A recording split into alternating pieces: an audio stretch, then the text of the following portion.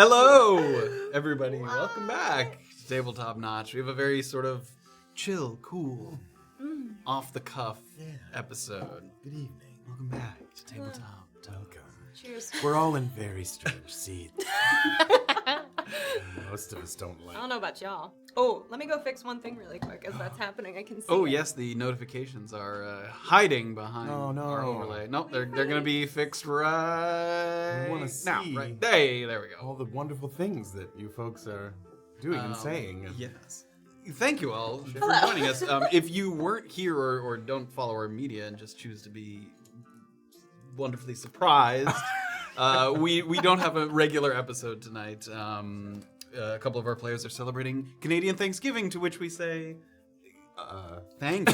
Happy Canadian Thanksgiving. Thanks. Is what the normals would say. Yes. Merci. Yes. Oh, true. Yes. We do speak French in Canada. A little. We should have practiced. But we miss them very much. I hope you're doing well and having a nice Yes, time. have a wonderful time. In the meantime, we're going to do one of our sort of tabletop talks where we go through some questions from our wonderful, wonderful viewers, people from the Discord, all kinds of sources and places. And of course, welcome back, Erica. We've always wanted to do one of our little talks with a guest to sort of talk about... Did you almost spill that? No. We almost had a... Oh. What episode is that? I Bring don't it up. remember. Someone's gonna know. Let's bring up the The episode clip. where Anthony It's in the spills water all teens, over I himself. think. No, it's not the teens. Is it that What do far you back? think it is? It's when we leave Mukmu, because it's when Erland rats on. What do you Zara. think the teens are? I'm sorry. I don't know. We get to Mukmu in chapter 21. All right, you guys know the episode numbers It better was in than the I do. 20s then. Anyways, what were you saying? What was I saying? We're always gonna wanted answer to do a questions. guest. Yeah, we've always wanted to have a guest so we can talk about their experience on the show and they can publicly shame us for what a crazy experience it is. Before we do that, however, we're going to do our usual spiel, and then we'll roll the intro just for old time's sake and comfortability, because we're in weird seats and that's It disoriented. does feel very weird. But we'll roll the intro, and then when we come back, we'll get into it. We'll answer some questions. We'll roll some dice. We'll maybe pugilize. Maybe punch each other in the maybe? face. It's been a while. When was the last pugilism? Probably our last. It was probably tabletop talks. Yeah. Senor Poopin' Pants, I think. Excuse me? Oh, that was in season 1. Senor Boopin' Pants! Oh, the guy that Yeah. almost. That was season 1. That was not. You also didn't make him senior pooping thing. I know, but He was senior clean trousers. Senor won the goddamn fight because I suck. We got merchandise. Yeah. You can see Like some of it this. here. And then I believe, if all goes according to plan, next week we will be announcing a little fall appropriate garb. Cozy. Cozy. If you've been waiting to show your Saphira pride, there might be something coming. You love a tease, man. I didn't say what it What was. a but I- tease. He's not wrong. But also, we have a Patreon. Oh, here, wait, hold on. What am I doing? We got a Patreon as well. If you wanted to go and check that out, if you do the highest tier patron, you get a 20% discount to the merchandise. So go ahead and check those little linkies out.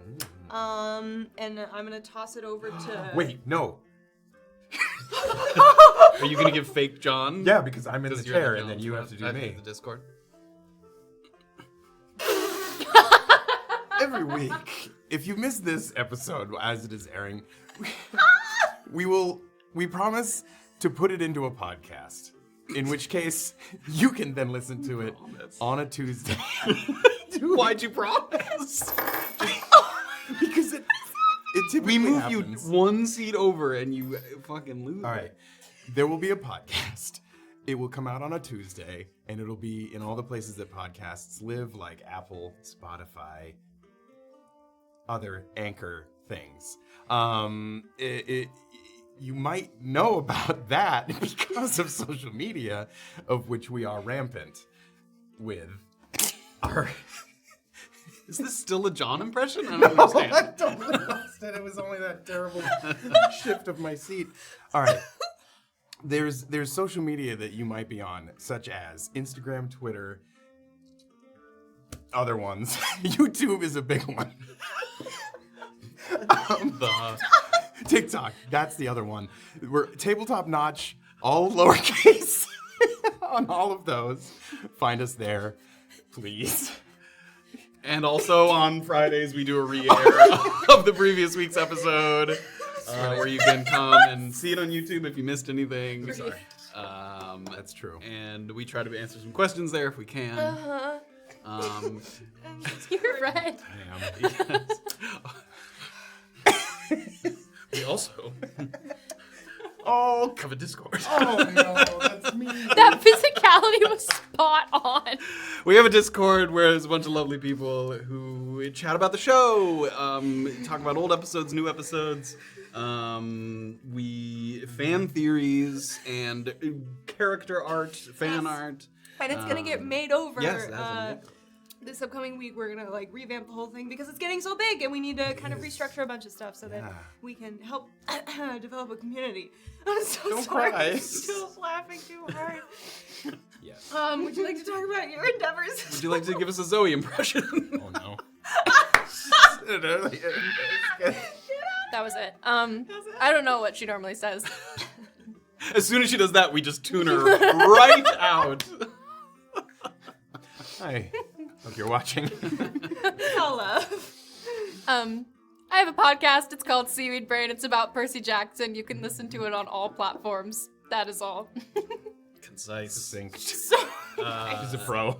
Was there any Percy Jackson stuff at New York Comic Con? Literally no. I would have thought for sure. Isn't that coming out between Well, they now and the just- next one? No. It's further off than that. There's whisperings that it's going to be 2024, which is wildly painful, but I know. yeah. That's a bummer. I hate when stuff comes out that far in advance. That's a lot. I did wear my Camp Half-Blood t-shirt though, and I saw a handful of other orange t-shirts, so that was fun. Excellent. That makes up for it. Not really. All right. Okay. Let's throw it over to the intro. Okay. And then we'll regroup and answer some questions. I would love that. I would love that too. That's what I. All All right. right. Here we do. Do the thing. Throw it to the intro.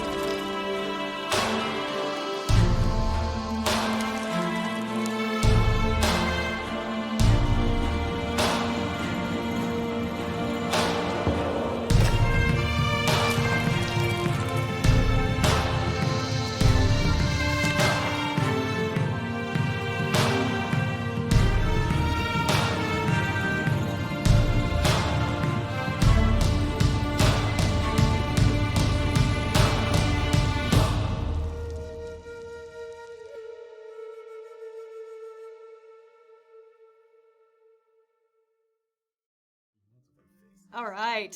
I realized in my what's happening. No, Are we back? Yes. Yes. Oh. All right. Before we get carried away, I realized we cut to intro before I thanked the people. We're on like a level, I don't know, 87 hype train at this point, so I'm just gonna blow right through it. Here we go, everybody. Get ready.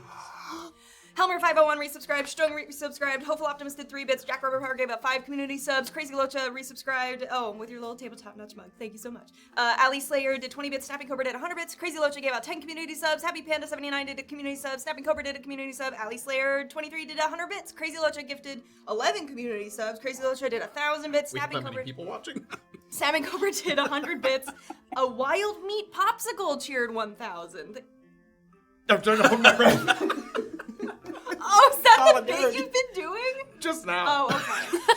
Wildly The Pop bit that I Pranks was about literally bits. just Thank you so much. Cool Shaver did 500 bits. Chimmy Pro did 100 bits. Crazy Rocha did 500 bits. Crazy Locha gave out 10 community subs. Jack Rabbit Power gave out 5 community subs. Crazy Locha did 1,000 bits. And Crazy Legs subscribed with pride. Crazy legs. Crazy Locha, crazy leg. Crazy legs. Oh man, we have too many crazy things. Carting going on around today. Crazy So Locha. much. Thank you all so very much. Hang around, have a great time. We're gonna be chilling and vibing to the sounds of your questions.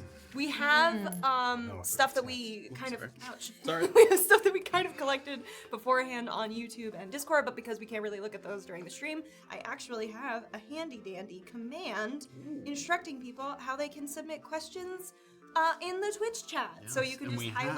highlight with channel points. If somebody doesn't know how to do that, ask in the chat, somebody will help you out. But just use channel points to highlight a message so that it's easier to find amongst all the other Twitch chatties. What if you don't have enough channel points? Then I think we have some amazing people who would like to copy paste your question in their own channel point. Take out a highlight channel system. points loan from Crazy Locha. I was just gonna say, whose account am I looking at right here? Mine. Why? I have more channel points than you. Well, I spend mine, dummy. Oh, on what? Stop hoarding your The channel local points. economy. Yes, Thank you. Yeah, I stimulate. the notch. Yes, we have the Notch chat on up on the monitors, which is Yeah. great. But let's start with some of the questions that were submitted ahead of time. Should we Premeditated. should we do a mighty roll? Oh. You want? Yeah, To determine who's- determine. Wait, each What's one the- of us does a roll, and whoever's Well, highest. no. First, we're just gonna roll, and I'll count down the questions. We'll pick that one. Okay. Oh, got it. I know there's more than 20, but we'll just A mighty roll? We're doing a mighty roll. a big one. Mighty Alright, country, standing crunchy California king roll. by. All right. Oh. Yeah, we're good. Here we go. Don't worry, this won't remain here in front of us the whole time. But hey, All right. welcome to the Thunderdome. To the We need to move this around a little bit. Maybe. Rumble. There we go. There, Now- whoop, wrong way. There we go. Anthony, me. I know that you really like rolling this die. Or should I leave it to go me? well. You guessed. No. I was just Okay. making an easier transition. All right. All right. All All right. right. I'm gonna help hold it steady as well. Okay. Hopefully not over. Here we go. Oh, 15. very nice. Very nice. Okay. Okay. 15. Should I take this down now? Or are we going to do this a couple times? 11, 12, 13, 14, 15. It's for Jordan. Do you want me to take this down? Or You know what? Ready? yeah. Oh. I'm gonna be super fast. So sweet. Okay. Okay. Worth it for the bit. Yes. This is a question Okay. for Jordan/Orba. Orba is the de facto leader of this expedition, Am I? but situations have been pretty erratic. Whoa. How is she feeling? Does she feel responsible for any of the stress and hectic moments that are going on? Yes. Aw. I think Orba feels super stressed. It's not Orba's fault. It's not. No, I think, in all seriousness, I think the one thing that's been my focus for season 2 thus far is trying to figure out where Orba lives as a possible leader, or not as a leader, but somebody who's like kind of calling the shots and responsible for keeping the group's head in the game a little bit. And I don't think she's found it yet. Well, Not it's at all. Not an easy group to, you know, Wrangle. to wrangle. Yeah. I think what's interesting and is a great moment to have Erica is I think Orba's leadership and sort of some of those qualities come out the most when you guys run into guests and strangers. Is Orba people latch onto Orba very quickly. I'm so nice. Because she's so nice. Whereas, like you said, group's difficult to wrangle. Not all the other characters immediately. Do people take a fondness is not the wrong word because they don't dislike you, Super but turned off by all of you. yeah, but like when they're looking for someone as a kind of way into the group, a lot of people find Orba, and that is where some of her Yes. glue qualities come together. Yeah, I think Orba's like a mediator who's like hears all different voices, and I think does a pretty decent job like trying to bring them all a little closer together. But in terms of like using like a stern voice and making a decision for the group, I think that's definitely one. I'm trying to think of consequences for the two of you, actually. We'll see what happens. Two of who? You and Erlen. Not consequences, having- but yeah, how to, like, handle when a party member leaves. You had less of a choice. yeah. But, like, when Erlen would go away and come back, like, for his own personal, very important goals. But, like, how do you kind of, what's the word? Advocate for yourself in the mission that Yeah. you're on when you're a huge beta. I thought you meant when Graven dies next week. Oh my god! When he leaves us. when Like he's you're gone. preparing for it. All right. And that question was from Duday on Discord, I believe, right? Sorry. I was gonna say, Oh, that There I was- forgot to oh, credit those that are one. both two, yeah. I if got you you. clear your mind, Oh you gosh. get these last few minutes. What are we doing? Who would you have? Would you have had a different party member that you thought, oh, this is the leader of this group? Do you think? Oh, if you could, that's a good question. like, forget that we just said that she kind of is the leader. Right. I don't know. Yeah. Who would have your thought have been? Is like, I don't have an instantaneous thought because I feel like everybody takes the lead in different circumstances. fair. Yeah. But I feel like Saphira tends to take the lead in talking to people, like just like strangers in general. Like tends to be the one to approach and present the situation. I think I think Erlen does a lot too. I think it depends on the kind of person it is. I think if Erlen thinks he needs to lie to this person, he'll go up to it, and then if we don't think lying's the way to go. And if they're elves, even if they're elves that are like literally after him, Oh, let me be the. excuse me, boys. Hello, boy. Hello, boys. We're looking for a half elf who done fucked up real bad. And later he was like, that was me. That was me they were talking about. A real moment that happened in the campaign.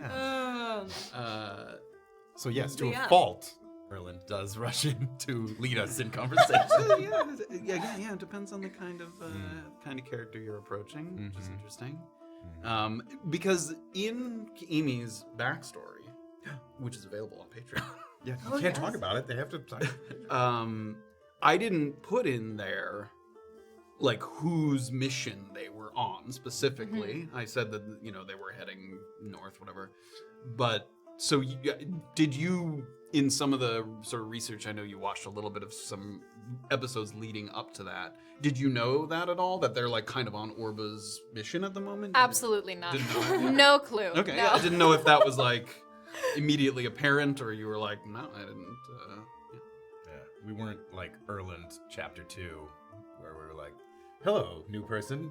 We're on a mission to Yeah. help her achieve greatness." Yeah, No, I got zero background, and I didn't ask a lot of questions when I first showed up. So We didn't either. Don't want to Yeah. learn something Picked up that context you're not clues. gonna regret. Yeah. I also thought Orba was really short for some reason. God damn it. I We was all really, and then you guys were like, thought Orba's that. the No, tallest it is- one. It was sort of. You're the tallest. Yeah, obviously, but after me. It's me. There was some retconning of Orba's. There was no retconning. No, there was. A retcon of the retcon, so it double negative. So it was just a con. So it's just a con. Just tell a story. Originally, in her description. In your version of my description, because we both Well, I wrote wrote- Orba. You okay? That may be true. Did you ever give her a height when you wrote on her thing? I think when I Maybe I made a just made D&D Beyond account that wasn't through the tabletopnotch Twitch Got it. or whatever, You made we did it. You had Yeah. her own. Okay. Well, anyway, when I made the official sheets for everybody, Orba was like 5'2" or something. 5'9". nothing. Yeah. But then Orba in the first camp, as soon as people started talking about heights, Orba was like, "Oh no, I'm like 5'10". 5'11". No, I said I'm 6 feet. Oh, 6 feet. Wow, I'm I'm even totally yeah. And, 6 uh, feet with a 4'10" energy. and I guess I didn't like remember what I had put as the height, so we were just like, "Oh, okay. I guess you are. I guess you're 6 feet tall." And then just the other week, We all It came to rediscovered it. light. Yeah, Yes. she's 6 foot tall. fine. She is now. To Graven, she's smaller. Everyone's just Everyone's just Just a want to be little. tall, guys. to circle back. Oh yeah. I think that kind of character is present in a lot of people's campaigns. That like glue character, the one, because like you said, leaders of all shapes and sizes. People take the lead in different situations with different characters at different moments. but there often is a character that feels like they're sort of keeping the group together in a way, and not just because of the mission at hand. And I think Orba does fill that role here. I'm sure people can relate to that. Yeah, but then what do you do when that character has to like use the stick and not the like the carrot? Yeah. So I think she's trying to figure that out, and it might just come out in one big explosion. It might come out in a meek little, but I don't know. We'll see. I feel like we'll all listen to you for the most part. Will we? If it's not a stupid idea. I feel like when we were fighting the Sunken King, you were really in the lead. I mean, and you were also kind of calling the shots about like what we should do as far as like, you know, us attacking the side, the ghosts and everything. I like that. Yeah, That's good. badassery. I mean, when you guys get to the Old Light Walker, Oh yeah. maybe you're gonna have to lay down the plan. Okay. You grew 2 inches in that fight. I hate From you. 6 to 6'2". Say 410 to 5. God damn it. Wait, yes, already? She's 5 feet, but every time she absorbs, Kills a major makes a undead major creature. a little bigger. Not just, well, just taller. Oh my god. Cool. Yeah. Good question. Good Question today. Thank you. Thank you for the questions. Who would the guest like to toss a dice into the ring? Toss a dice. grab it. Big boy. That. Carefully. Definitely not hit anything ever. You're nailing it so far, champ. I think I just have a. Yeah. All right. Excellent. Do we have the thing up? Oh yes. We do. Oh. All right. We're gonna wrap back around. 1, 2, Got that. 3, 4. This is for everybody. Ooh. Madam V from Discord. Madam 5, Madam V. At the start of Season 2, the party was very happy to be out of the city and heading into nature. Do you still feel the same with how events have unfolded, or are you missing civilization? And Kimi did not leave from Navikapura, but we can get Kimi's thoughts on civilization too, because she's maybe headed back there for a bit of business. But before we get to that, thoughts on being out of the city now that you've been out for a while? It feels like a million years ago we said, "Oh, thank the gods we're out of the city." But to be totally honest, yeah, there's a part of me that's like, I wish I could just take those different challenges, because it feels like there's many more ways to tackle each thing when you're in a city, whereas we're out here and we're running into multiple combats per day, and it can just get really hairy. That's Anthony, I think. I think Graven is probably happier out That's probably true. in the wilderness. I would think so after your Navikapura experience. Yeah, that was a poo-poo time. It didn't go well. Yeah. And headed to the mountains, which is Yeah. and not the what was it back in the day? I've already forgotten the other mountains that you were in. Oh, wait. for the The camp. Shaki? The Shaki Shaki. Mountains. Yes, well done. Thank you for knowing my world. Yes, mountains that like you were actually theoretically familiar with, although obviously some of that information is lost. But Familiar with very little. yes. Yeah, no, that is exciting. Even being able to give away my warm clothes to somebody who Oh, still yeah. have Erlin's warm clothes. Well, just his cloak, right? No, Yes. no, not well, his a couple cloak, pieces like, of clothing and also a healing potion of Orba. They I realized have it? that too late. She gave you Oh, one. sick. Yeah. And the map, but that led to some wonderful tomfoolery Yes. It did. near the end there. It did. Get back out of the building. Mm-hmm. But Erlin's just gonna be cold. It's fine. Yeah. I think I prefer what we're doing now. I not As an Orba or as a player? ooh. I think as Orba, I think I enjoy the group like staying together, and I think she likes the combat elements and the like exploration. As me as a player, I love the cities because we all go off and do our own things sometimes, and it's just really nice to be able to sit back and just watch people roleplay with your crazy NPCs and stuff Yeah. and explore. But holy shit, do we just piss off so many people in the city?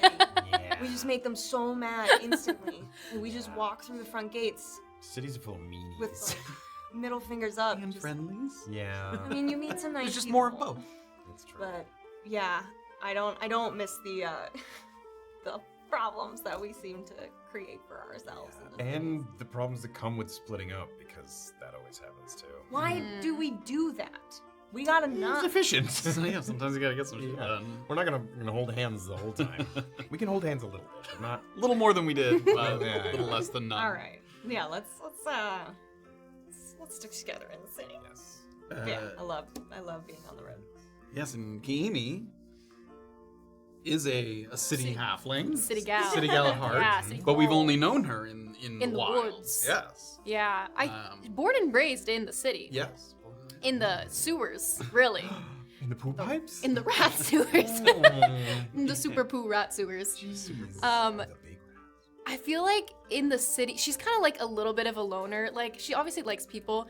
You know, like the Artful Dodger in Oliver Twist? You know, just like a ruffian. Just like knows all the people on the street, but maybe doesn't have any real close relationships. And that suits her fine. But I think in the woods, she feels that loneliness, which is why she wanted to make so many friends with the group. Like friends. Yeah.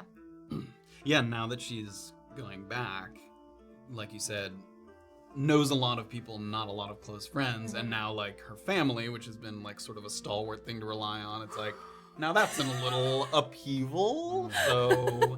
No comment. Yeah, it's like Whether or not now the Kaimi- city maybe even losing a little of its appeal that it even had, so, which is... I think she's questioning what home even means now. Yeah. Especially when the person who's been in her head for the last many days is possibly disappearing. It's gonna be jarring, He was living unsettling. rent-free in your Yeah. head. Well, he was paying rent in my emotional stress. Sapping it. Yeah. Before I have a follow-up question for you, Harbor Lord rated us. Thank you so much. Hey, Everybody, welcome. welcome. We're doing like a little talk back of the last, Yeah, 15 hang or out. so episodes. Share your So- D&D adventures, because that's what we're doing. We're doing a little look back.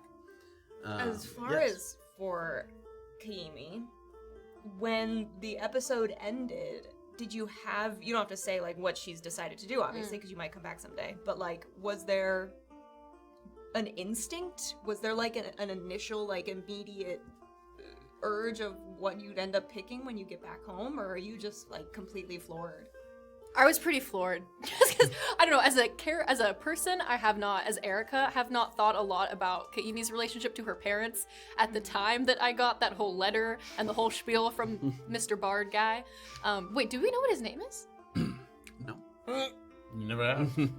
Maybe it's in the Patreon backstory. Yes. Douglas. Oh yeah, I had up the name of a bard. Yeah, I hadn't thought a lot about her relationship with her parents, so I have a lot of thinking to do. Yeah. Yeah. Yeah, damn. Yeah, I think when that reveal was sort of planned, I didn't know if you actually took it in a very much direction of sort of sympathy and sort of understanding with the bard. I didn't know if you were gonna be like, no way, like fuck you, man, like get out of here with that bullshit. Like my parents didn't do fucking anything. Like it could have been, that could have been the way it went, and I just didn't know if it was gonna be a little more sort of introspective or a little sort of. But I feel like you and him almost reached sort of a mutual understanding rather than a clashing there. When it Yeah, I think Douglas, which is his canon name now, is like maybe Kaimi's closest friend, which is really sad. Oh no. Yeah. He's been dead for a long He's time. very old. Oh, we can knock this one out of the park. How old is Kiimi's character? 26? 26, I think. It's literally over there, I think. I go geek. Yeah, mid-20s. Older than me. Oh, how dare you. Don't say that. Yeah, because she was born just after the War of Giants, and her parents were like fleeing to Pugilism, which is where they ended up. I know it's here somewhere. Oh, that's Robbie. That's why I'm looking at the wrong thing. Oh, sorry. Yeah, I realized. 26. Yep, there we go. 26. Just got off that parents' health insurance, and things are looking bleak. These are rough, Run yeah. into the woods. Stealing health potions where she can from people in the woods. Yeah. The Dillasoon, the library of the University of Dillasoon does not provide health insurance for its rat sewer employees. Oh, figure. I'm not officially employed. I don't have a contract. That's true. Freelance. I'm a Freelance. rat freelancer. slaying. Yeah. Life. Anti-work. Did you see a question that you had seen? Is that what you were trying to No. point out to me? Cool. Super helpful. Should I do another one of these, or do you want to roll? Please, no, go ahead. Okay. And then we'll roll one. Well, this one can apply to all of us. Obviously, all of these conversations are going to be spoiler alerts, so I'm not even going to bother saying it. If you're here. Because Sorry. we our guest, and we're going to talk about stuff that happened while she was here. You're gonna get spoilers that aren't even spoilers, like Douglas. Like that. That's not even real, and it's been spoiled. It's real now. This is from Signs0912. What has been your highest and lowest points of season 2 so far? Ooh, as a player or a character? I'm assuming as a character. I don't know, as players, it's been a mental struggle. As a player, you spilled a whole thing of water in your lap. That was pretty low. That's Season not 2. a- He said. Oh, they said season season 2. Oh man, lowest and highest. So Graven's lowest and highest. I mean, there was a few times where I thought we weren't all gonna walk away from the Sunken King. That was pretty low. Not the high part where you were like, "Yay, we did it!" Flying horizontal. Walking away from their live. Walking away from their live, yeah, honestly. No, I think the guests are the high point. Like, that in general, like having a new dynamic and having. But that's as No. Anthony, right? Yeah, I guess. Graven doesn't love Kaimi? They have Graven clarified did it's like for the Kimi, that's character, Graven, not I for you. think, surprising to both of us, I think. Oh yeah. That there was randomly this strange like similarity that they had where Graven felt like there was somebody else that he had possibly meaningful advice for, which is like not something that Graven usually. Graven's like, I can help. I can do this. Yeah, I've killed so many. I can help one. Yeah. So yeah. That Kaimi must have been the guest that Graven got along with the best. Yeah, I would think guess. so. I mean, Not that you didn't get along with not some. that I did. And again, Ravi was one of those things where I was only there for. Yeah, He was on what 3 Oh, yeah. episodes, and I was there for one of those. So yeah, I didn't really get a chance with Ravi, but yeah, Chris pissed me off. I mean, were very the Genie rude to Temple, you were very Shaleer. rude to Shaleer. I was Graven, rude to Shaleer. Shaleer. Deidre, Yes. Deidre's character, JY. I think we were on the same page a lot of the time, but yeah, I didn't particularly get along, I guess. Yeah, and I wouldn't say Graven got along with Sam either. Yeah. I don't know. So Okay, you guys say it was rude to Shaleer. It was all You made business. him crawl on the You did make him floor. There was a Ooh. reason. It wasn't for spite. Yeah, but who messed up then? You want to litigate every moment, No, I'm every just saying, die roll, You made a grown man, crawl across ice. and we all survived because of it. Yes. Orba, highs, lows? Oh, please. I just did this. Sorry. Funny you should say that, because I was gonna say that the high point for Kaimi was Graven, like, having that little moment with her and talking about his experience with the voice in his head, because I think that Kaimi is not particularly, like, close with her parents. Like, they have a fine relationship, but they don't really talk about, deeper things. And now Kaimi sees Graven as her dad. Oh, that escalated very quickly. She's a They were like lonely getting along halfling. okay, and now he's her Yeah, dad. he's my dad now. Fully. So that was very meaningful for her. Just happened it happened that way that you and I were on the Bank, and the rest of them were farting around in the river, getting their dumb legs caught and stuff. Yeah. And you had a moment where you spoke to him out loud, and I was like, I'm not gonna let that go. Yeah. That was delightful. Low That's point. why Kiimi's like, yeah, I can go kill my dad. I've got another one. No Well, shit. that's part of the thought process. Yeah. Yeah, and low point was finding out I might have to kill my I was gonna say, I was like, we left you at your. That was the point, lowest, basically. yeah. Yeah. It's okay, I've got Graven now. Orba? High point, low point? Yeah. What would it be, man? I think one of the low points. You talking about Big Daddy Graven? No. Oh. I'm laughing. There's a secret love between Graven and Erland. Graveland. It's so secret. It's so secret, it's almost like they hate each other. It's so secret that we don't even know about it because. I would say the lowest.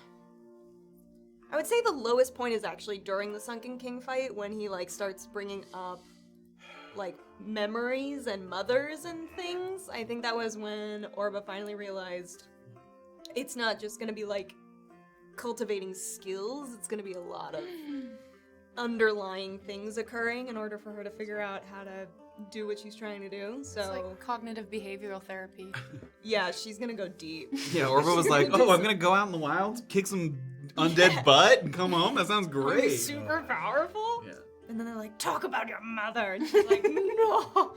So, yeah. Another one very close and similar is for Orba, just as I was thinking, is when you guys are like just about to start the Sunken King fight, and I think it might have been Saphira just is like, so we're doing this without Erland. The realization that you were going to go into that fight without Erland, who had kind of committed to the cause, and that you advocated for, you know, back with Cliff, that's a bit of a low point. Feeling that like one of the people that sort of was entrusted for this task wasn't there for probably the biggest moment of it so far for this particular mission. Oh, yeah, and the fact that, like, without Kaimi being there, we would have been fucked. Oh, yeah. Truly.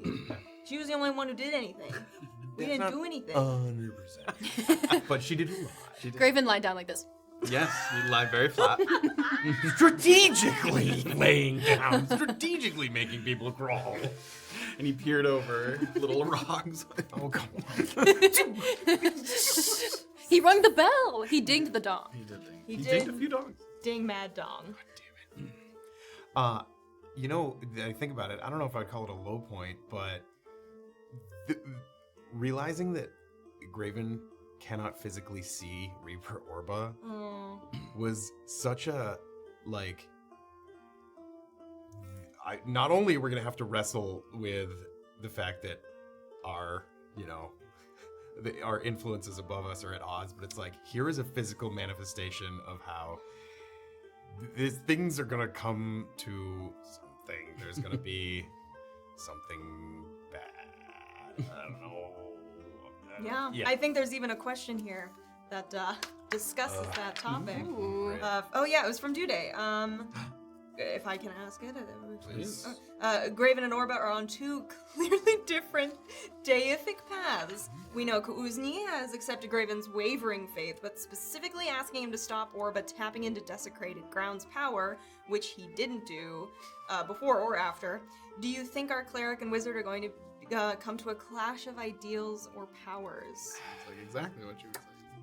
I mean, clash of ideals, it's like,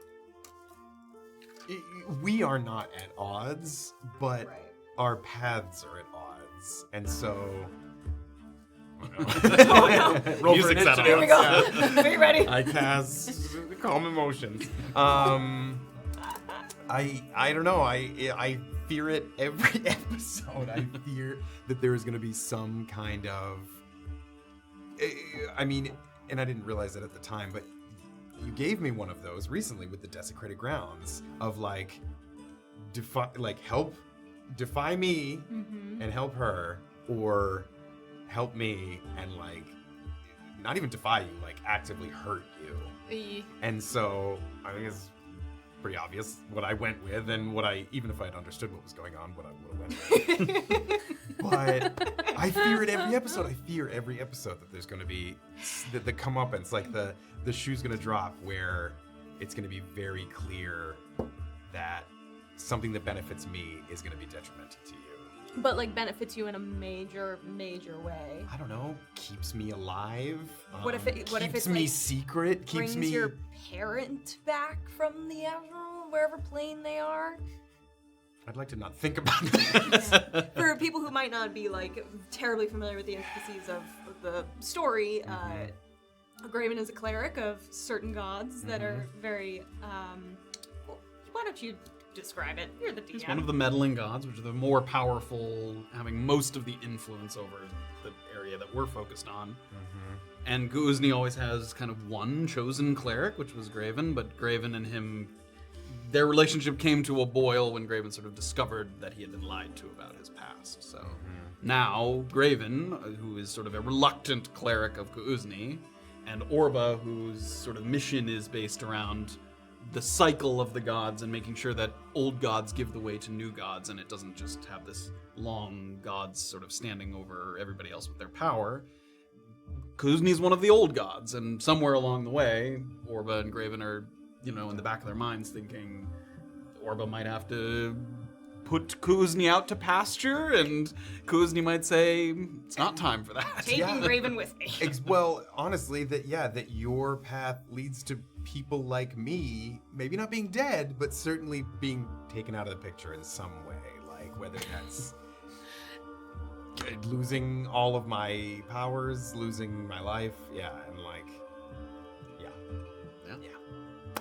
I would love to place a bet that if it comes down to it, Orba would take out Graven for her deity sooner than Graven would take out Orba. Oh, like if we each had like on our over our shoulders. Yeah, it was like or something. Yeah, Yeah. like that's the only way forward. It's like the Dark Knight thing. You're both in a room, and it's like if you press this button, the other person dies. Yeah. But if nobody presses the button, you both Both die. die. Don't give him any ideas. Orba's like, I'm sure he's already thought about it. Orba's like, I will will him to press it at the same time as me. That's also really sad because then I can't talk to you about stuff. Orba's about to go through some crazy changes, and You mean when I'm dead? Is You that ever what you're no, like in general. right now, Yes. like father figure type person, I can't like share some deep shit. No, I'll sit there like, I support you. God. Whatever you're saying, yes. yes, 100%. support you. So yeah, that's. Did we where- answer the question? Yeah, I think we did. Highs and lows? Yeah, I think we got it in that somewhere. and no, the The other thing. the due date one. Yes. Yeah, I'm scared. I think about it every week, and It's I'm not gonna- worried that it's not gonna go well. No, it's not gonna go well. It's gonna go poorly. I recognize that. Yeah, I may have to give up life or power or limb or something. Yeah, And that's where the good stuff is. I know. That's where all the Is good it? stuff. Yeah.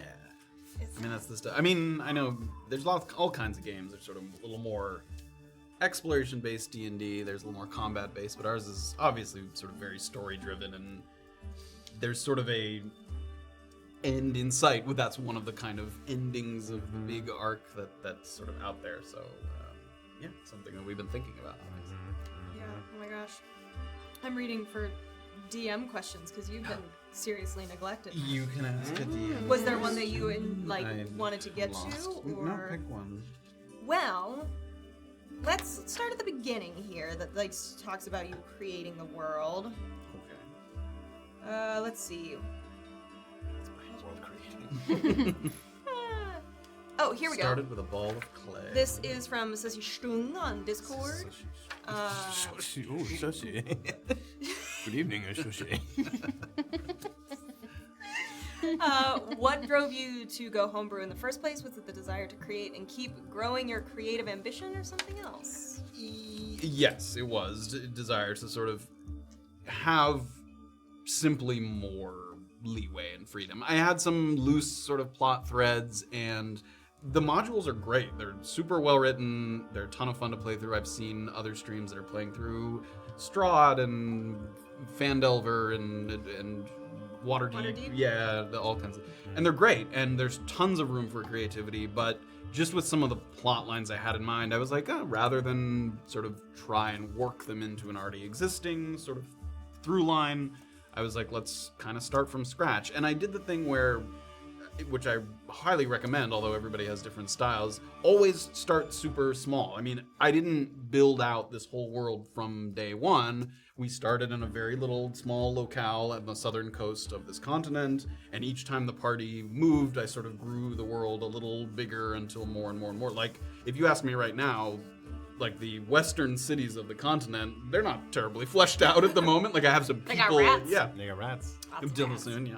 I have some like people and places and stuff that, of course, I've mentioned in the campaign, but it all's just kind of I work through it as it comes, and that just allows me to do, like you said, how did they phrase it? This, growing the creative ambition. That just keeps it manageable. That I say, okay, we'll start here. Who populates this area? How is that important to the party? And we just kind of piece by piece explore that. So it's been fun. Some of the best moments for me creatively are like when you guys were in Tuktu and deciding which way you were going to take north to Devikapura. I basically gave you 4 routes to take, and I didn't know which one you were going to take, and, you know, I left it up to you guys, and because of that, I was like, oh, cool, that's the one they're interested in, that's the sort of locations I'm going to make sure I flesh out the most, yeah. Can we share this? Yes, please. So here's the little guide that he Bring gave Shit, us. yeah, here if you want to put it. Here's the little. Oops, I grabbed and then I flung. Yeah, here's the little. Yeah, I can use it in the middle. The different routes with cities and significant like areas, people that we might have met, or just difficult terrains that we might have gone along. And yeah, we took all blue got to- route? No, you took green routes. Green routes, yeah. So that was kind of a cool thing where I said, let's see what they're interested in. And they each were kind of themed in a way. The yellow one was the most like urban one. It took you through Katil, which has been mentioned since then. The blue one was the sort of desolate, most terrain, sort of threatening. It was like through these sort of desolate. But it was the fastest. It was the fastest, yeah.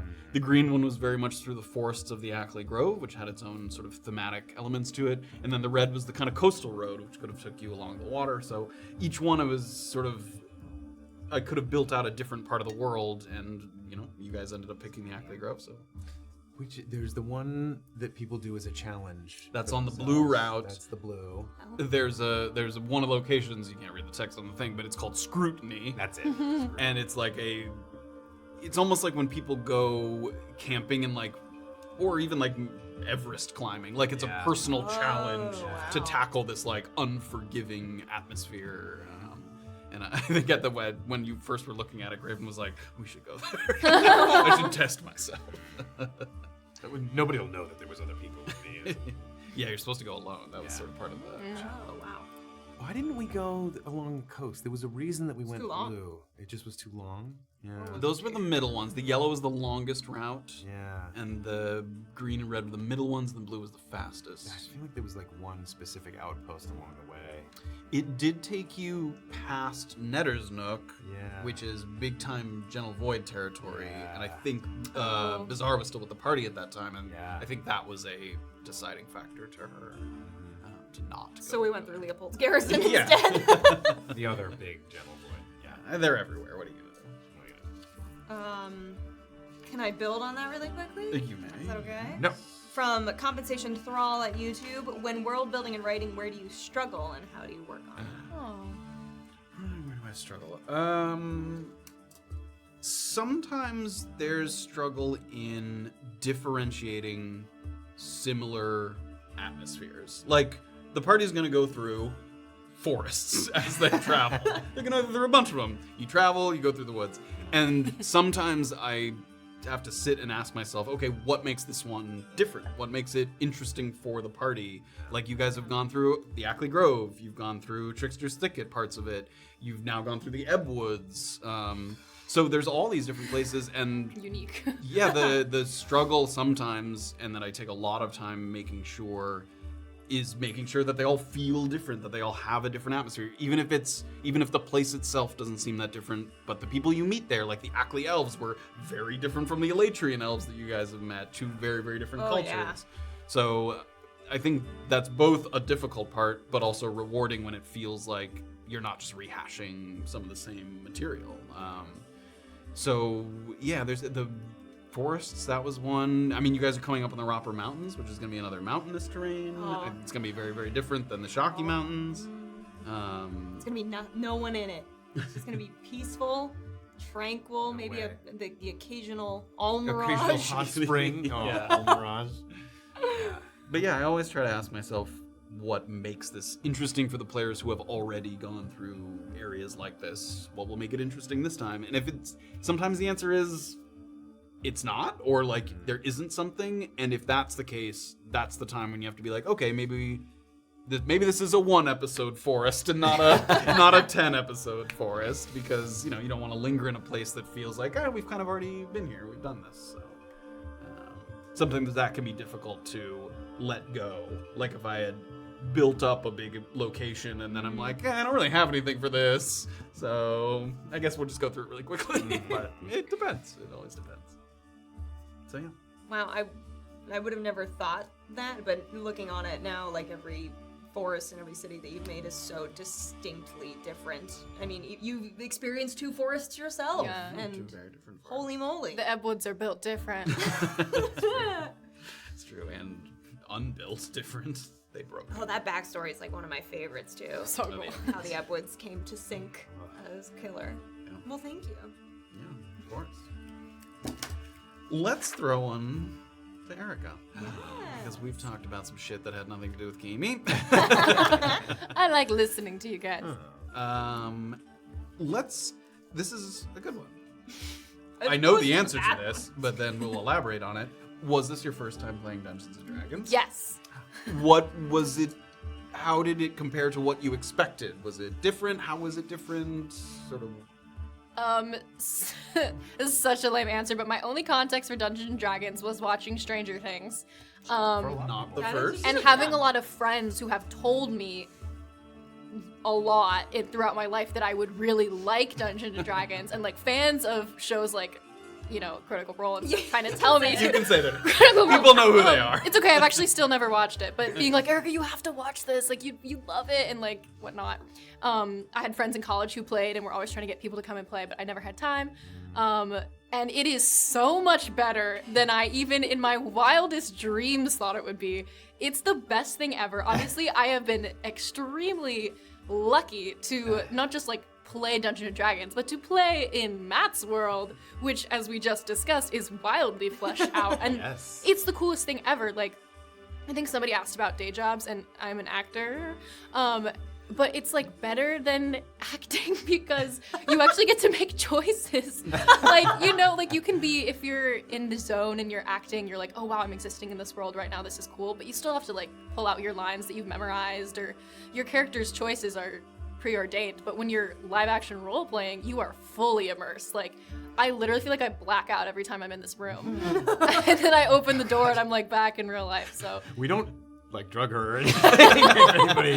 there's something in these Skittles. Oh, why are they gray? But Matt is the most generous director of all because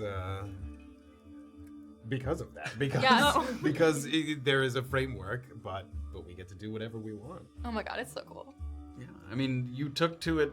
I mean, Oh, man. every time we have a guest here, I would say also, Chris, maybe. I was going to say, we had a professional passing relationship, before you came to play. And, just not knowing what, I obviously had seen you act, so I knew you were a talented actress, but just not knowing what someone's going to bring to the room. You have Yeah. no idea what the energy that they're going to bring, the kind of character they're going to bring, whether they're going to sort of take the lead or if they're going to wait to see what the other people do. You just really never know. So when you came in, it was just, I'm always excited when we have a guest to see how they fit into the picture, because it always requires some adaptation on my and the party's part, because I'm like, oh, that's what they're like. Okay, let's see here. What do we need to do to make sure that fits into the dynamic. Oh man, Kaimi was so funny from like the absolute get-go. Like, I remember, who did you say that you're like? Oh, the Artful Dodger That from Oliver I Twist. think, didn't you say there was like a little element of Jet from Avatar? Oh, I was thinking of Jet, yeah. But like, She even was introduced in a tree. Like, Yeah, Jet isn't that funny. He's just sexy. I think Kaimi thinks she's sexy like Jet, but I she's a could little bit tell not. she's a little goofy, but Yeah. she sees herself as a Jet Yeah, type. well, a little more like Jesper from Six of Crows, if anyone's read that series, yeah. But yeah, I remember as soon as you like opened your mouth, I was like, I have never even considered having a character with this kind of like attitude and energy level. Like, it was just awesome to watch. It was so much fun. So job well done. That was your first time playing D&D. Jesus. I'm just so happy to be here. Yeah, Straight to camera.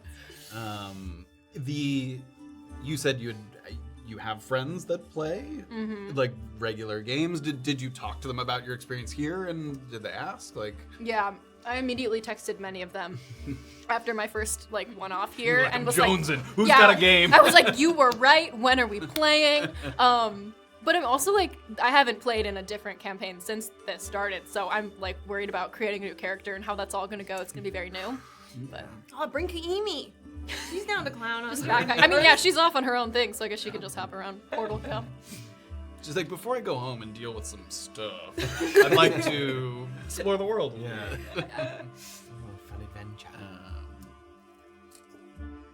This ties into your exit of the last time you were on the show.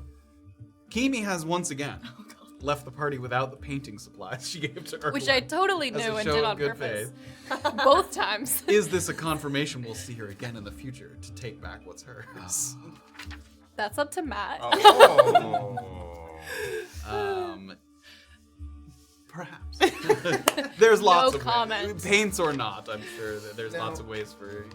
We did. Oh, sorry. You go say ahead. that you gave it to Erland, but I think because he was so weird about his slots there for a while. Did he give it to I you? think Oh. I have it written down. You mean Erland gave them to you after that? Very quick, literally in He the was same like, moment. "Take this garbage." Yeah. He was He like, handed him off, and he was like, ugh! yeah, he was like, give us something, and he was like, I can't carry this.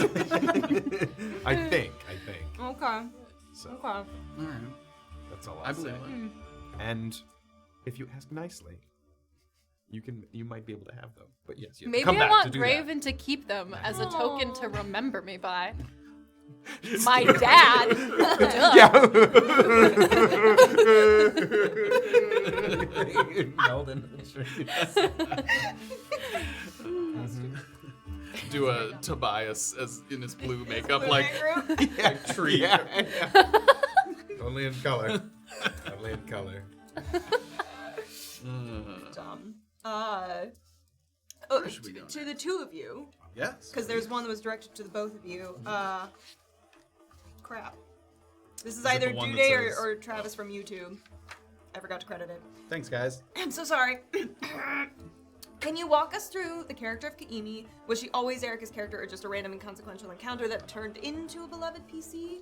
What ideas or concepts informed Erica when deciding how she would sound, act, think, and interact with things? We kind of touched on it a little bit, but Yeah. feel free to... So the halfling that the party passed by was always planned to be Kimi, and Anthony was on to it right away. I knew it. He was like, "You didn't say anything. You didn't say a word.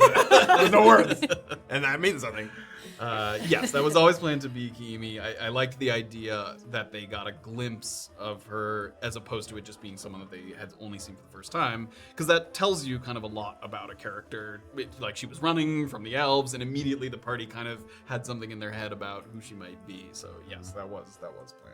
What ridiculousness she was up to. But yeah, I mean, we talked about you obviously coming on the show for the first time and what your expectations were. Did you have an idea of the kind of Kiimi you wanted to bring, or were you like, let's see what happens? I in think the room? you asked me just a couple questions because you didn't want to overwhelm me. And you were just like, what kind of do you want to be someone with magic? I was like, definitely just a little dash of magic, Dash of magic. because I knew that would also make it more complicated to play, and I was nervous about all the rules. So a little dash of magic, and to be a trickster. I specifically said I wanted to be a trickster because I was in the middle of reading 2 books, which are both very good. Trickster Makes This World by Lewis Hyde and The Heroine with 1001 Faces by Maria Tatar, which both talk about the legacy of tricksters in storytelling, and also kind of how women have sort of played the roles of tricksters no matter where they appear in folklore and fairy tales. And I just really enjoy that, and I thought that would be fun. I'm gonna get those books names. Yeah, Like, write it down, drop it in the chat. Yeah. One day I'm gonna have to play a different fucking character, so Yeah. should probably start Maybe soon. researching. A did it. disciple Shut of the fuck Boofmere. up. I'm sorry. Dare you? If you guys How all could you get ever say that? if you guys all get beat to death by a gorilla, that will be an unsatisfying ending to this campaign. And that's it. On the campaign too. Yeah, so concepts informing, I think, interact with others. Yeah, I mean, I think we answered that. yeah, and we love that. I mean, it really brought in a very different energy. I think, like, what were other? We've had some high energy guests, but I think Kimi was up there that came in with like a really sort of focused energy. I mean, Shalir had a very high energy, but in a different way because he didn't know what he was doing. Lost. Emi had like a mission, and Shalir was like, I've been stuck here. How the hell do I get out of here? Like, he didn't have like a specific goal. Yeah. Miss him. Oh. I don't know if he's dead. I'm gonna guess that he's dead. Might not be dead. I'm sending to him. Yeah. Is it gonna just get spiked by Kuzni though? Not if I don't say your stupid name like an idiot. Please don't say my stupid name ever again. Tell me my name. He's not even like talking about Orba. He's just like, and then what's Orba up to? Bonk. Yes. Yeah? Sure. Is that a now thing? Uh-oh. What happened? We have coverage from the field. Oh no. Making my phone go off while we're in the middle of a I know, live how stream. dare. Son of a bitch. Trouble. Everyone take a guess. What did he Guess say? who we're What does he talking want?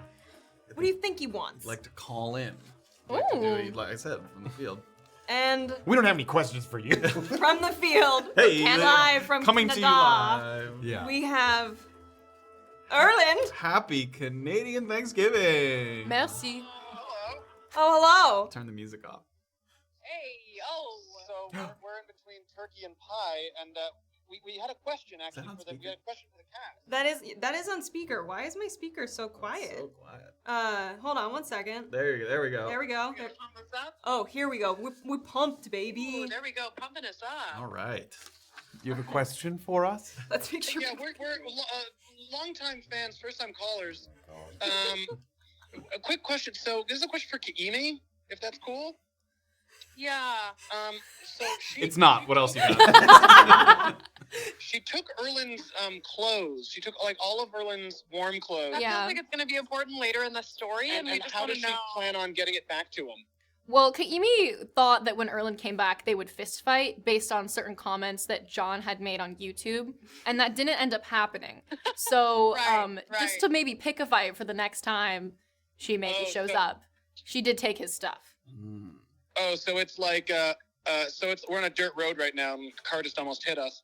But so we're You're driving right now? Risking our lives. we're on a dirt road in the middle of Goodbye. We almost got hit by a car.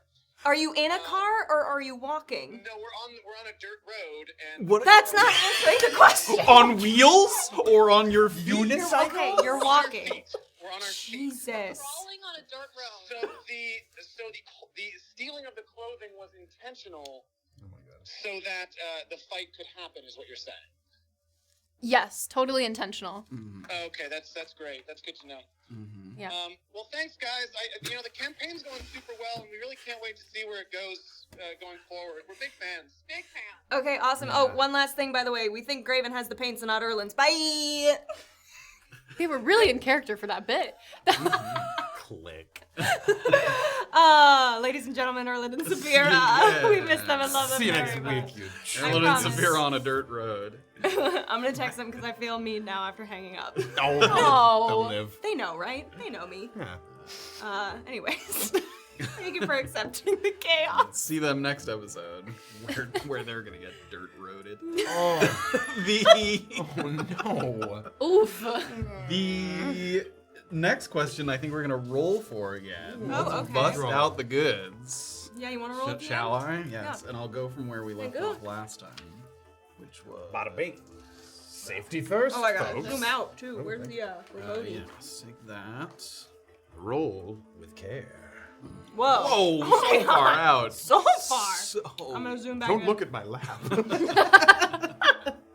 my secret lap. You don't know All what's right. going down there? Yeah. All right, let's do it. Oh, Ooh. 18. Okay. Counting. We like on it. back to the 18. top. 2, 3, 4, 5, 6, 7, 8, Oh. 10, I probably should have numbered these for you. Sorry, 11, bud. 12, 13, 14, 15, 16, 17, 18. Here we go. One of us has already answered this. Oh, wait, no. What? Yes, one of us has already answered this, but when did you guys start playing D&D in general, individually, what edition, class, race, etc.? You are looking at a fresh batch of babes, wee babes, in the D&D world. I mean, this is our first proper campaign, Erica's first introduction, and then I played a single one-shot with Comrade Tortel and his friends many years ago. where Mr. I- Richard Clock. now Mr. to be Richard known. Clock, that's yes, right. switch. For like a year and a half probably. It's been like forever that he hasn't. Anyway, that was my first. I'll alter this question to step back from D&D to just tabletop. How about that? Sure. Because I know that you're both avid board game players. Sure. There's Yes. literally a collection all around us here that you can't see in the studio. And my tabletop history is more Magic the Gathering. I've played a lot of Magic. I went. There are dozens of us. Where I played in middle school, stepped away from it for a long, long time, and then in the last 4 years picked it back up and have bought way too many cards since then. But yeah, for strict D&D and tabletop RPG, this was definitely my first. Edition, when you played that first time with Richard Clock, was that 5th edition? It must have been. Yeah. Because it was recent enough. Yeah. Class race. What were you in that campaign? I think they made me a bard because I'm I was the actor. Oh, yeah. And I was They were like, I don't know he'll what like this that means. shit. Classic Douglas. Exactly. Classic Douglas. Exactly. Dougie So Doug. I think if Mr. Richard Clock, if you're out there and you remember, I'm pretty sure it was Bard. Yeah. And then you played in an online campaign. That was also Richard Clock? It was yes. DM'd by somebody else? Was it Mario or Andy that was DMing? I don't even remember. But yes, that was a little fun we had near the beginning of the pandemic where, we were all signing in and playing online. I would be playing this on Sundays and that on Mondays. And I got to play Dougal Dun Deep, the dwarf druid. Is that really what you did? Yes. Do it again. Yeah. Dougal Dun Deep was my name. I remember you Ridiculous coming. Scottish accent. I remember you coming in on Sunday after you did the first time, and you were like, I was level 6. I had so many spells. I was casting crazy Yeah. shit. I was I do remember being very pleased with being the higher level. Yeah. That was also back when we were level 4, too. We didn't even have the level 5. Yeah, definitely 4. I mean, I think when we have our second campaign, we probably won't start from 1. I think that's common for a lot of veteran players to sort of jump in a little bit further, just because you get to the meatier part of your skills a little faster. The first couple of levels, your skill set's pretty limited, which is great if you're learning, because it's very incremental. You don't have to learn a million things at once. Ray of Frost. I demand Ray to of be Frost. I demand to be level 1 no matter what everybody else. I would like to be handheld around. The return of Dougal. Dougal Dun Deep. It was something about how I was trying to avenge the death of my wife or something like that. That sounds exactly like the dad from How to Train Your Dragon. Oh, yeah. I got you. Oh, Scottish people. Hip hop. Yeah. Now, we already know this was your first intro to D&D. Oh, yeah. Now that you have played, if you were to do a campaign, is there a class or that interests you that isn't rogue that you were playing already? Are you Ooh. what else would I try? Like being a sorcerer. Like magic, but more real magic. Magic, not but not more piddling magic. magic. Yeah. Not like silly little no one would train me at the university because they were racist magic. Magic. Yeah. And sorcerer, that's innate magic, not nerd wizard magic. Nerds. Books. Sorcerers are just 5 feet tall. Oh, I'm so mad at you. Grow yourself with magic, why don't you? What's this? My birth certificate? It has my height on it. I don't know why she'd be 5 feet tall on her birth certificate. Cell phone. Classic cell phone. Bing bang bow.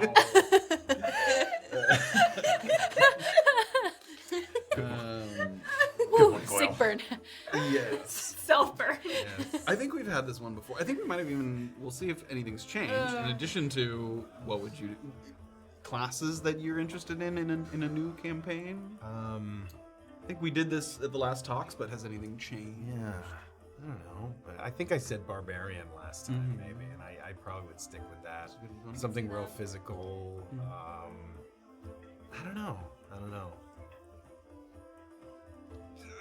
Okay, what? Not bard. and I think druid has some similarities to cleric. I don't know. Maybe like because rangers, I feel like there's a lot of different paths you could take, Yes, right? and if people are, we haven't talked as much about it, but for people who are playtesting some of the 1D&D, like new 5e stuff, there's a lot of changes to, so far, there's been, at least from what I've heard, a lot of changes to bard, ranger, something else too. Like some of the physical classes are getting kind of a rework because people felt that sort of as you get later and later, the spellcasters sort of overshadowed some of their abilities. That was my impression. I don't know. That might not be true. Yeah, some kind of crazy ranger. I have been curious about Artificer. See what that's all about. I don't know a ton about it, but I like when I read the initial stuff and the descriptions of the spells, it's intriguing. And then Cleric, I actually think I would enjoy. I'm when I play like Dota and stuff, I was always like a support player, like position 5 type stuff, and I think I'd have fun. Yeah. Oh. It'll be hard for me to give that up, to give up support, because that I find myself playing that too. Unlike Overwatch and stuff like that. But yeah, I love being the healer. And obviously I'm not a typical cleric. Yeah, it's a little. I think the healing also. I think that there's, and I know people have had this experience where sometimes as the healer you feel like that's your only thing, like that's all people. Sure. But I think it'd be less boring. Oh, damn. But I also think it gives you a lot of power, like to in battle decide who's getting healed or like who you save healing for or how much you save. Goodness. Like there's a lot of kind of managing that responsibility. If you're the only one, certainly. I mean, he's the only proper healer in this group. Everybody always listens to you when you say these aren't a good they idea. insult you until they're going down and they're like, I love you, please. Yep. As Erlen gets exploded by a bomb and then God. is like, where's my... Hey, I mean, he probably saved Orba and Graven. He did with one. that. I mean, that was gonna be dangerous. It was gonna be close because Saphira got 2 shots on that guy and missed both shots. Yeah, it would have been bad. Which was some of the only shots she missed in the whole thing. She killed a lot of stuff. She got a lot of work done. He needed to die for us. What I'm saying is worthy trade. Yeah, I'm it was- fine It was with good. I was okay with it. What would you, Mr. DM, when you become a PC someday, maybe? Yeah, there's a lot of. I think I am interested in spellcasters and maybe some of the hybrid ones. Like I like the idea of the physical classes that have magical subclasses, like Arcane Trickster. There's a fighter one that has magic. There's a monk one that's like Way of the Fiery Fist. I can't remember exactly what it is, but there's another one where like you're using kind of magic with your physical. So there's a number of subclasses like that. I like those. Those are cool. I'm really scared of multi-classing. I feel like I would wanna, because you literally are level 1 when you start. You're level 1 in that. Yeah. Right. You like dip your toe in it. Do you get the benefits of being like a combined level? Like we're what, level 5 right now? If I went level 1 into something else, would I get the benefit of being level 6 in other ways? Like, yes, like health-wise and stuff, but you wouldn't get the benefits of any of the clerics. like a cleric level 6 thing. You're not It's getting tough. those now anyway, so. All things to think about when you die and have to come back. Yeah. Oh my Lot gosh. of things to think about.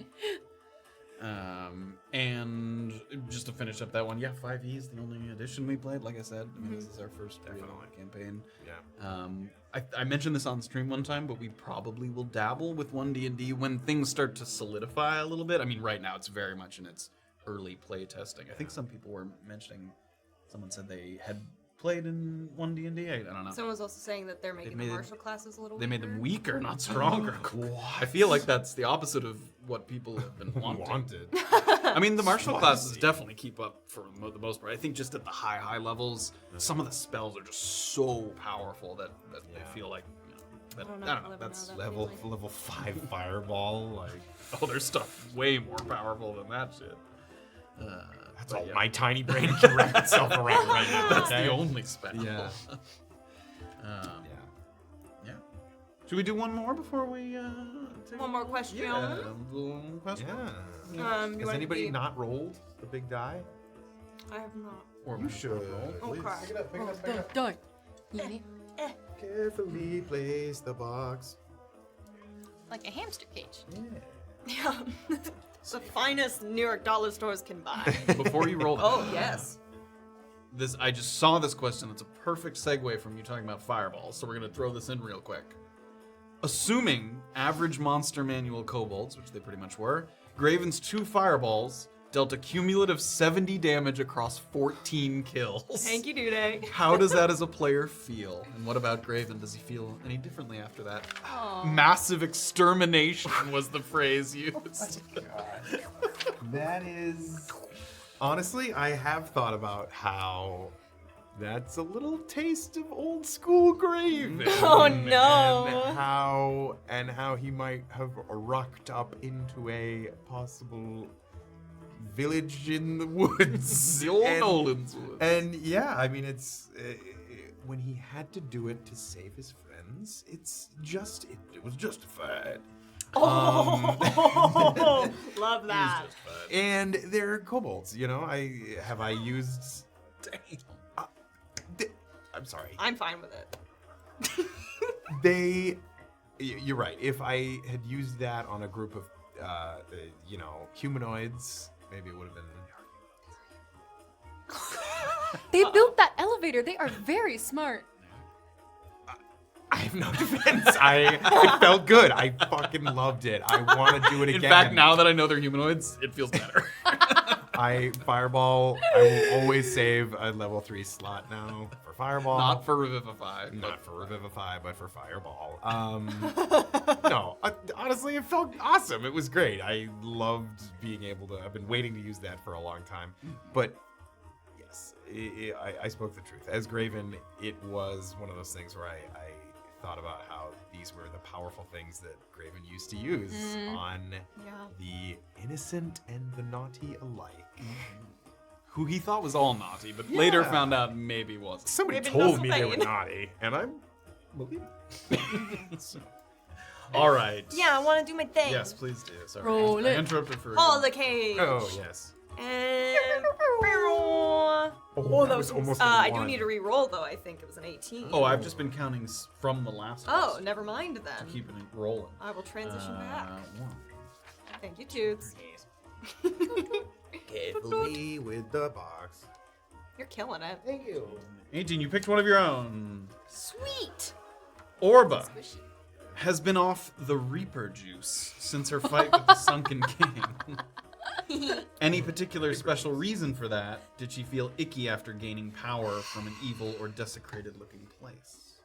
Yeah, I think that's almost entirely it. I mean, like, aside from the obvious, like, tactical thing of not having the cleric can't see her and they're gonna go into the Ebb Woods, which is pretty dangerous. I was also pretty nervous about, not me, Orba was pretty nervous about entering the Ebb Woods as the Reaper, like, just not knowing if that would bring more attention. There's a lot of death in the Ebwood. Lots of death, although apparently maybe when I would try to speak to Douglas, love that his name's Douglas now, Dougie boy. Dougie boy, Dougie Doo, maybe I would have been a little more successful getting through to him had I been in Yes. form. So, you know, double-edged sword. But yeah, I think after having a moment where she's like, it was so horrific, so terrifying to like describe these horrific scenes where there's just a bunch of masticated corpses and rotting bodies, and like we've been around that before in the campaign and we've all been like just disgusted by it. And then Matt being like, it smells like maple syrup on a hot summer day. Oh. And you're like, oh no, I'm evil. That's what I like about I'm dead. the Reaper is that it's not evil. It like Totally. there's It's not evil. the passing of one thing and the bringing in the new is very sort of time Yes. the natural order of things.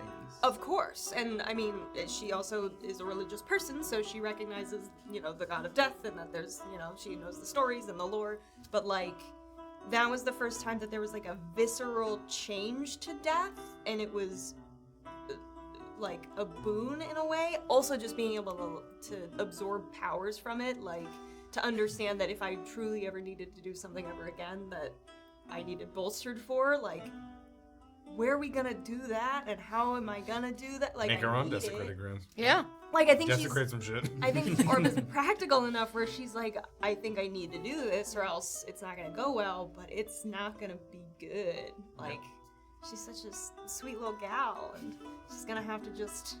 They were human remains, right? Mixed. Yeah, I mean, it was mixed. Could we get away with some, mostly animal, like woodland animals? Give it a try. That we I say rip go apart? for it. What would- Here we go. Desecrate some ground. What? Yeah. How? Like, what would be that? You don't have to say it now if you want to save it for when Orba tries to desecrate some grounds. Get out the cleaver. But yeah, is it mostly just like having these disposable items strewn about, or is there like a ceremony to it? The ceremony Dead thing bodies. you guys definitely don't know. But yeah, from what you've seen, it's like a lot of it, especially back when you first saw the desecrated ground, way back when you were rescuing Jillian, it's like unearthed corpses, as if someone like something was buried and you desecrated it by taking it. So maybe not killing it yourself, or you could, but like sort of unearthing it and already. Somebody loved this person enough to bury them.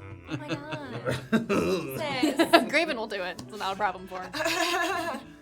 I say Kuzni, this is just to destroy it again later. I swear. So yeah, I think just the idea that that's in her future, possibly as a tool she might have to utilize, is a little scary. Yeah. So yeah. And that she drew not just sort of an insignificant little boost. It was like Huge. that was the good shit. And also, like, coming from like training as a wizard, her teacher would stress the like importance of respecting power and not being too drawn into it and abusing it and getting kind of drowning in power. So having that like just like raw power just suddenly at her disposal all of a sudden was kind of uncomfortable. But I think also for Kiimi, what I think is cool about that is you've been around magic. She's worked she works from the university, so she has a little bit of magic at her disposal, but she's been around some reasonably powerful people. But I would say in Dillasoon, which is very much one of the major cities on the continent, it's rare that you see like necromancy and like even the non-necromancy, like something so sort of raw like that, like you said, that isn't like a very carefully calculated wizards in their labs. Academic. Yeah, like doing a very careful magical study. You saw something that was like so innate and sort of visceral from Orba, which I don't think she sees. Kaimi thinks Orba is dead. what? You dead? I guess you saw her glowy eyes, right? Yeah. No. She's a ghost. A big old ghost. I should make out with a skull. Does that prove she's a ghost? No. She's into some weird dead shit. You didn't like whisper to it or anything, did you? I'm just making that up. All right. Yep. It's a different necro. Oh. Necromancer. I can't good. take credit for that. Other people have said it. You're not the first? To say I'm kidding. I'd never heard it. I'm glad I could bring it to light. Excellent. Thank you so much for your questions, everybody. Yeah, sorry we for might, giving credit for yeah, this, but yeah. we're gonna browse through the chat, maybe pick up a couple other questions. We'll take a quick break and we'll come back. We'll answer more. Yeah.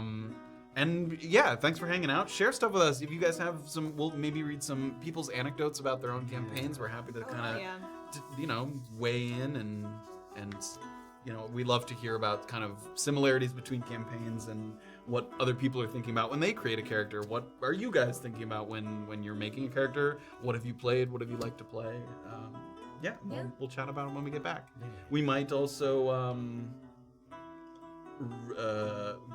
pugilize. Oh, Perhaps we can we do didn't this? mix in games yet, but we might mix some games in. Yeah, you didn't get to play any minigame. Huge.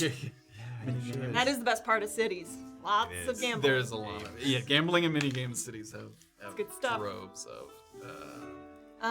I will also do thanks for like subs and stuff. I also am seeing people highlighting other people's questions for them. That's so very sweet. I love our community. We're the best. Make sure to keep track of those loans. Yeah. Come a-calling. So thank you for doing that. That's very, very kind. Yeah, awesome. Thank you guys so much for joining us. We're gonna be back in a quick little break here, and then we'll jump back in and we'll answer a few more. All right. Thanks, everybody. Be right back. Be right back.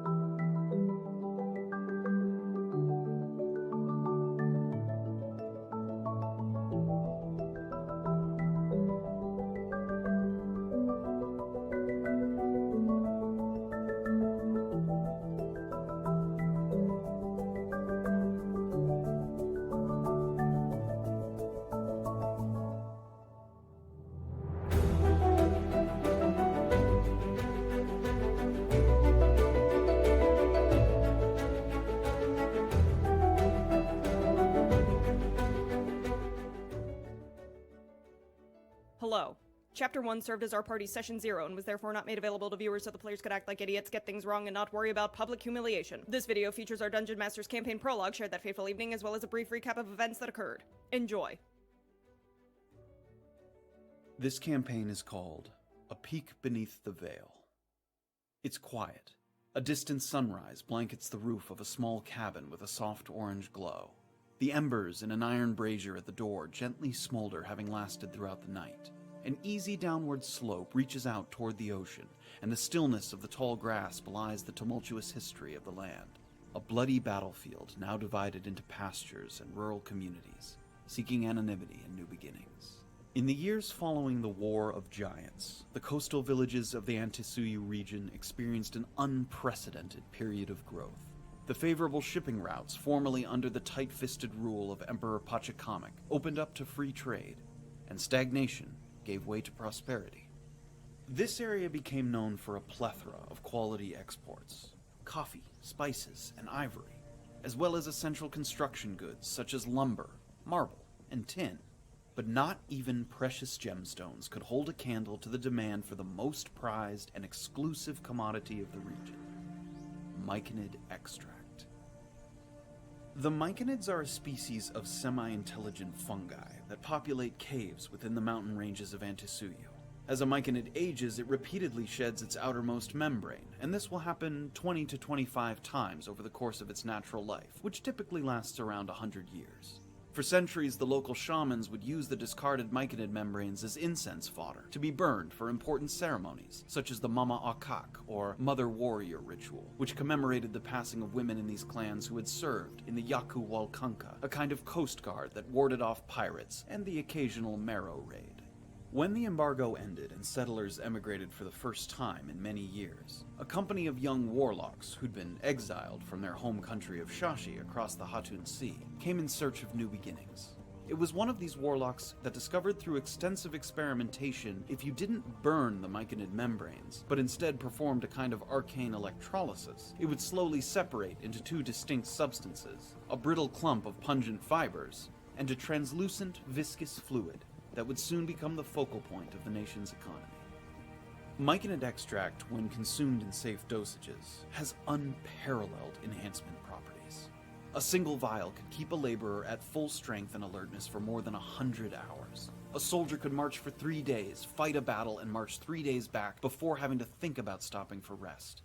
A scholar could absorb the entire contents of dense tomes in one sitting and upon completion recite back facts and figures as if the knowledge was innate. It is not a surprise, then, that desire for the extract grew exponentially and demand rapidly outgrew supply. What were once harmless excursions into the mountains to collect discarded membranes are now violent raids as myconids are captured, imprisoned, and skinned alive to accelerate production. In addition, the exchange of such valuable goods has given rise to a number of peripheral occupations regarding their safe transportation and distribution, as well as questions about the morality of such a trade. And it is for that reason that we find ourselves on the southern coast of Antisuya, some 30 miles east of the port of Urinchupa. Operative Jillian Casivo has made a name for herself, disrupting so-called myconid harvesting yards, believing them to be barbarous and cruel, and has set out to recruit motivated individuals for a scouting mission that will take us to the heart of the treacherous Shaki Mountains. Among the volunteers are Saphira, a ranger with a checkered military background, Erland, a monk of the controversial Atonement's End monastery, and Graven, a cleric with a complicated relationship to his god of light. Shortly after boarding the carriage that would take them west along the coast, the group is ambushed by a band of Knoll Witherlings, an unusual sight in this part of the continent. Bizarra, a wanted criminal that Jillian kept caged on the back of the wagon, is released in exchange for her assistance in the battle, and a wizard named Orba traveling alone on the road is caught up in the conflict. Finding themselves overmatched, the Knolls begin to flee into the hills, but Jillian, not one to leave loose ends, rides after them while instructing the others to meet her at the Dancing Clam Tavern in Urinchupa. Incentivized by the promise of a hefty sum of gold, Bizarra and Orba complete the party of 5, and we begin our trek to the nearby port city, not knowing when we might reunite with Jillian, and wondering whether the Knoll attack was more than mere coincidence.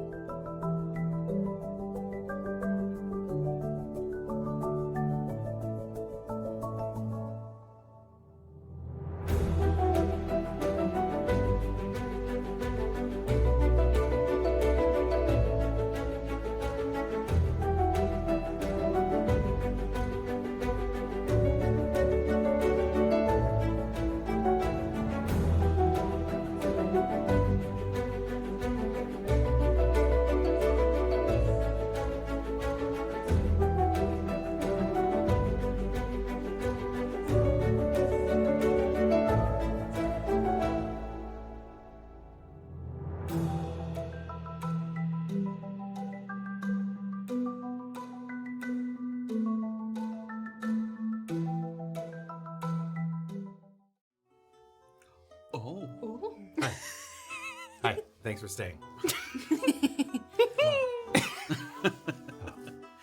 Welcome back, Welcome. everybody, to Tabletop Talks. If you're just joining us, what's up?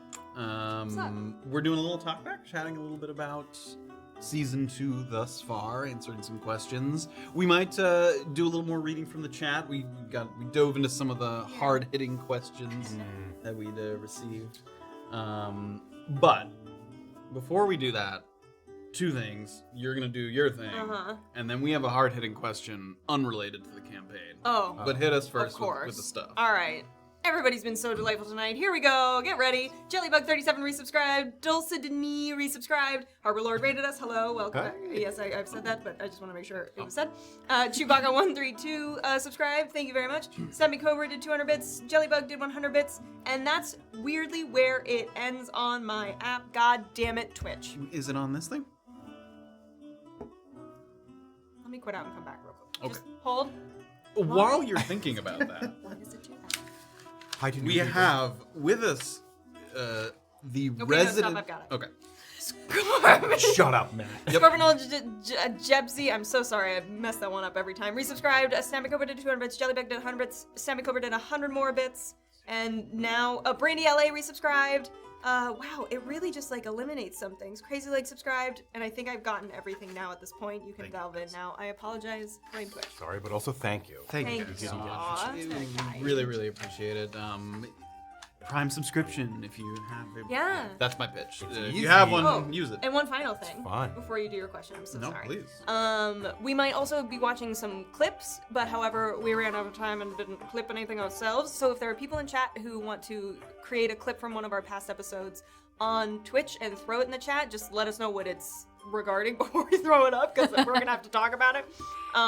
If it can stay within like the season 2 area and stuff, we'll throw them up and watch together and remember Aw. all the fun memories. The thing that I hadn't looked at it until just now. The thing that you were mispronouncing is dulce, like a dulce de leche. Oh. It's dulce. That's What not was the one I was dulce what? mispronouncing. Oh, it wasn't? I didn't delve into the. Oh. I mean, I guess I say dolce de ni. Oh, you Am I- said it that way? Oh. Yeah, it's was the one? Scorpionagilepsy. What? Scorpionagilepsy. Yeah, you pronounce that dulce. Didn't you hear the man?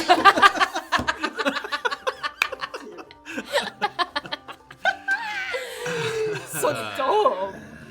We There have it is. with us today the Riordanverse expert. And therefore, we must ask you, or Jeremiah must ask you from Discord. Thanks, Jeremiah, for caring about my line of work. My Which research. couple is the second best in the Riordanverse? Yes. Because we all know that Persebeth Persebeth is the greatest love story ever told. I gave this some thought in the last 24 hours, and if you have listened to all 70-something episodes of my podcast, Seaweed Brain. Should we Of bring course, those up? Should we Jackson listen through podcast. those before we... Yeah. Just start them up. I actually think most of the canon ships in the Riordanverse are several levels below Persebeth, and that's good because they're about young people, and I think it's important to have representation of young people in relationships that aren't great, and they end up leaving and moving on. But canon-wise, I would have to say Tyson the Cyclops and Ella the Harpy are a fantastic relationship, and non-canon, I would have to say Vol Grace, which is a ship that was recently brought to my attention between Jason Grace and Leo Valdez. That is not a canon ship. You can listen to the most recent episode of my podcast if you need elaboration on that. I hope that didn't make anyone very scared. There you go. I hope you didn't just put that question in because you thought you were going to get some blow-off answer. Because you got the real deal. And also, when you said it was non-canon and then you said it was a ship, I thought you were talking about an actual boat because you were like, this is not canon. So I was like, it could have been. It's mythical ships. It could have been the Argo. It could have been... The Argo 2. That's the name of the boat in Percy Jackson. Does it have something that Is it in love with another boat? No. Oh, that's what I thought. The Weatherlight from Magic the Gathering. Is that another boat? It's a boat. Boat ship! Everybody name boats. Yes. Mythical boats. I can't. boat? A mythical boat? Throw out another mythical boat. Mythical boats, everybody. The ghost ship from the movie Ghost Ship. Oh, Everybody the gets Dawn cut in Treader. half. The Dawn Treader. The Black Pearl. Okay. Oh, damn it. Jordan, That's you probably suck. the only one I would have known. Who's got both? While She's so. while she racks her brain. Something from Black Sails. Or I guess those are all real. They say it all the time in Black Sails. The Orca. No, the Erka Gold. Is that what they say? Is that a ship? I think it's Urka. I don't know what the rest of Urka. the name is. Stop putting That's me on me. the spot, man. The old boat, the big old boat. The old crusty. Yes, Okay. the barnacle. Oh, the Flying Dutchman. The Flying Dutchman, Okay. yes, of course. Snake Dog 54. Thank you. I've seen SpongeBob too. Erka Gold. Thank you, Stung. The USS Constitution, yes. A myth. The Santa Maria. Keep going. You got it. Oh, you panicked there There. midway through. The Mima, the Simpa, the. I'm not from here. I'm not from here. Okay. All right. Not you don't want us to talk Anima. about boats for an hour and a half? Boat content? What's wrong with you? What were we doing? We were before gonna. I was hoping somebody else would pick it up from me. Let's we can did that. do some quick questions. Yeah, There's let's a do bunch some. of highlighted Let's look at some stuff. highlighted. All right, stuff. go to Yeah. the top because we've Now been kind of. Go to the top. It's so high. Okay. We could just go backwards. Okay, that is also an option. Okay. Oh, this one's about me. We'll keep going. Oh my Matt! Where does Matt draw inspiration for naming stuff like cities or people? A lot of places. Sometimes they have meaning. Sometimes it's a random NPC that I'm like, I don't know. Random. Furland. Yeah, Furland. Yeah. Okay, it wasn't Furland, first of all. Furland with just an N. Sorry. And that one was premeditated somehow. That Sorry. shitty one. I heard Furland. Yes, it comes from a lot of places. Sometimes the names I take from other languages, and specifically like the sort of meaning translation behind them is significant to the character. That has happened a few times. Early on in the campaign, someone had noticed and pointed out, I think in one of the last talks that we did, a lot of them were drawing sort of ancient South American names and places that I sort of drew some of the names from. I drew some inspiration of some of the people and places in the campaign from some myths and things of that regard. So early on there was a lot of those. However, unlike in real life where people are named the same name all the time, in D&D I try really hard not to have a lot of repeat names because it can get confusing for the players. You can simply be like, are you talking about that? Are you talking about Furland or are you Yes, talking about Furland. Erland? Yeah. But I like Furland more. Northern Furland. so in the interest Furland. of continually diversifying the name pool, I drew it from a number of places. But yeah, it definitely depends on the character as well. Unless I'm much mistaken, like I brought Graven El Vigo to the You did, table, yes. and then you took my Goliath name Mhm. and made like Buraj Il Cravo. Yes. I think Yes. was at least partially, Yeah, so all of the major Goliath clans had that like little modifier in front of it. Vomolga, Il Cravo, Il Vigo. Yes. Yeah. That sort of in my world canon head is like it's almost like an of something name, like a Graven of the Vigos. Yeah. This He is was Vigo. Come on, Vigos. was a specific question, and now that it's kind of come up organically, why the Lemonade Man? So the Lemonade Man. Lemonade Man's super messed up. He is. Evil He's a guy. spooky guy from Mukmu. The name was. I didn't initially plan him to, like, use that moniker and not his real name as much as it ended up being a thing. I had that idea of, which you guys saw. He's a very sort of sinister character, but has a very good, like, face to the community. In Mukmu, he does those, like, free lemonades for the kids and like little free events for people in town. So it's a way for him to kind of buy reputation when his reputation otherwise might not be so great. So I had this idea of, you know, sinister character putting on a very sweet face. So he like has these like lemonade stands for the children of Mukmu. It's almost like Chitty Chitty Bang Bang, like like the child napper? Yeah, like, but they have this kind of creepy sort of. That dude fucked me up. Oh my god. Was he the guy that had like a rolling He had like, a carnival cage, thing? yeah. Oh. Yeah, like a Children. Oh god. Okay, maybe that was a little more overtly evil. But the universe of Chitty Chitty Bang Bang, very sort of mystical and sweet in its own way. Toots sweet. Toots sweets. Toots. Toots sweets. Toots sweets. I don't know the rest of the song. They just say that. What else? They do. Yeah, I know. Yeah. What's the rest of that? It's The toot candy sweet. you blow on that. Too sweet, too sweet. The candy you blow on at last can be found. There we go. Oh, I love that movie. Come on. It's very creepy. Anyway, very creepy. but that's interesting that Yeah. you had that like. Yeah, so I didn't initially plan for that to kind of be the moniker that everyone knew him by, but I think at a certain point when you guys were in Mukmu, the sort of mythology of it was appealing, the sort of man behind the mask myth kind of thing that your average citizen of Mukmu didn't even know his name. They were just like, oh yeah, the Lemonade Man. Sure, I love that guy. He gives me lemonade.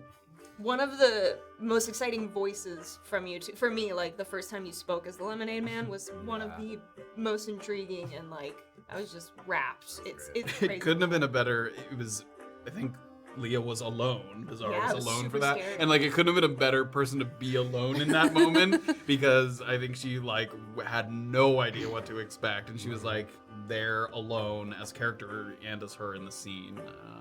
So yeah, that was a fun scene. That was a good scene. All right, what do we got? We talked about the race. Would anyone in the future enjoy DMing and let Matt be a PC? Oh, I don't know. I DM for you. I know. Well, it's me. Okay, we'll just say it. Big shoes to fill. It would be very hard. It would be very hard. I feel like and Jordan could do it. I think she could. Suck it. I don't think that was a I'm kidding. straight up Anthony can. No, I'm Even if it's true. jokes on everyone. Anthony can't, but no, you can do it. But yeah, the big shoes to fill. It would be very difficult, and I don't know if I would want to. Honestly, Would you see yourself doing a homebrew or more like one of the like pre-written stuff? I would definitely start with something pre-written. I think I would be too overwhelmed to try to hold all that. It's overwhelming. It is. Eric, you ever do it? I have a friend Matt from Fandom Encounters who does like D&D set. Yeah, another DM Matt, who does like like a Percy Jackson D&D campaign and that kind of thing. I think I could do that, Yeah. but not for like 15 years. I don't know anything. You feel because you knowing the universe really Yeah, well, it'd be knowing very the easy world. to just kind of pull things. Putting rules onto an already existing. Yeah. I know I've seen some people do Harry Potter campaigns, Avatar campaigns. I think it can be helpful, even if it's literally Dungeons and Dragons, the rule set, but you just set it in that universe. That way you have something to draw from that you feel like you have a good knowledge of, a good grasp of. I mean, there's obviously some Harry Potter people out there that could tell you anything about Harry Potter. So Nerds. Let's keep rolling. Oh, okay, yeah. Eldritch Knight and Way of the Four Elements. Yes, thank you. I don't know why I butchered those completely. Way of the Fiery Palm is what I said. Oh, fiery palm. Yes, those are the sort of magic subclasses of physical damage dealers. Bard, Ranger, and Rogue are the ones being reworked in D&D 1 D&D at the moment. Rogue very popular? Isn't that like a Yeah, it's powerful? not. I don't think it was so much about popularity. They were trying to sort of tinker with how different sort of classes function in the group as a whole. No, I don't think it was about popular, because Bards are very popular too. Right. I think D&D Beyond did, not that they're the it sole source, showed but the they did a numbers. big poll of their users and the characters being created of like who the most popular were, and the least popular was Druid by like a lot. Yeah, it was the least popular class Makes me by, sad. at least on D&D Beyond when they Yeah, I did. would do a druid. Oh, just to give that guy a little attention. Well, it's cool. You get fucking wild shape right away. You can turn it into Wild animals shape is immediately. very cool. Very cool. Yeah, that's what Chris would do, right? Yeah. He was a druid, yes. A dwarf druid, leading you through the ruins. Anthony, what are you playing? Magic. Okay, so Standard commander. These days it's mostly like 99% commander. There was a time for a few years there that I had a standing play group every week. Ben, Carol, and Alexandre, where we literally played commander every week, and we would challenge each other to like make new decks. Like a new set would come out, and be like, "Oh, there's 4 dragons. Oh, we all make a commander deck around that dragon." So that was really fun. There was a while where I was going to drafts, I wouldn't say regularly, but I get overwhelmed by them. I don't know if you y'all here know what a draft is, but you get I think 3. I've watched you play it Maybe on Like like draft arenas. online, right? Like draft games. You get 3 unopened packs. Yeah. And they say go. You open one, and you're like, "What's the best card?" And pass it to your Yeah. side, and it goes around, and it's a very high pressure situation. So it's difficult, but oh yeah, it's mostly Commander. I only dabbled in Standard for like 1 set. I think I made a vehicles deck when Kaladesh came out, and I spent way too much money on it, and then 6 months later you can't use it. So Oh, and? what? Well, no, they like cycle. Oh, it's like cycle. the new Oh, set. comes That's the thing out. about Understood. Standard is that it is constantly cycling. So Got it. yeah, I bought a bunch of again Smuggler's Copters or something, and then like 3 months later, yeah, it's gone. What is a smuggler's copter? Smuggler's Copter is a great card. It's a vehicle. It only costs 2 to cast, and it only costs 1 to crew it, and it lets you loot every time you attack with it. So Oh, that sounds good. it is good. I think I got those numbers right. It's been a while, and they were super expensive when they first came out. Yes. Commander is awesome. They just released a set of 40k. I did see Oh, one. no way, 40k really? branded Commander decks. Sweet. I know, and they're all like also too expensive to get out of the gate. Aw. I mean, it's the magic way to be. I know. D&D, so Trying to gear you cheap. up for Other Dark than, Tide? you know, all this shit we bought for D&D. That's what I play. Will you publish the full recording of John doing the rolling for getting back to the group? I think you Ooh. only published a couple short clips of it. Have you not posted? We did 2 parts of it. I think aside from maybe like half a second of, you know, like editing, because we're editing between 2 different phones, I think you have seen it in its entirety. I think probably what you just didn't see is like the conversations that John and I had. Right. Which Yeah. we are not privy to. Yeah. So like all of those happen. Secret. Every time that boy leaves the stream. Yeah, so when John left, he went to meet a possible friend from Atonement's End, so it was a significant character, and what happened with that character in the conversations that they had. Basically, while he was out, I said, what would you like to do in these situations? He told me, and then I was like, okay, when you come back, we'll roll to see whether you were successful. And I think you can tell by the video that he mostly was not. Yeah, so any other rolling that it was alluded to, nobody Yeah, saw. I don't think, I'm not sure there was anything else. I don't think there was any rolling, right? Yeah, there wasn't any other roles that we Yeah. didn't have in that video. Yeah, so like that's all we know too, except for you know, in the most recent episode, Erlen tells us some stuff. We don't know if it's true or not. Yes. Yeah, you guys kind of. I thought you guys. I insight checked. No, not an insight check. I thought you guys let him off a little. He looks like shit right now. I mean, yes, true. What are we gonna do? Kill him? I mean, Even if we'd like to. so yes, rest assured, you've seen all of that footage. Right. Sure.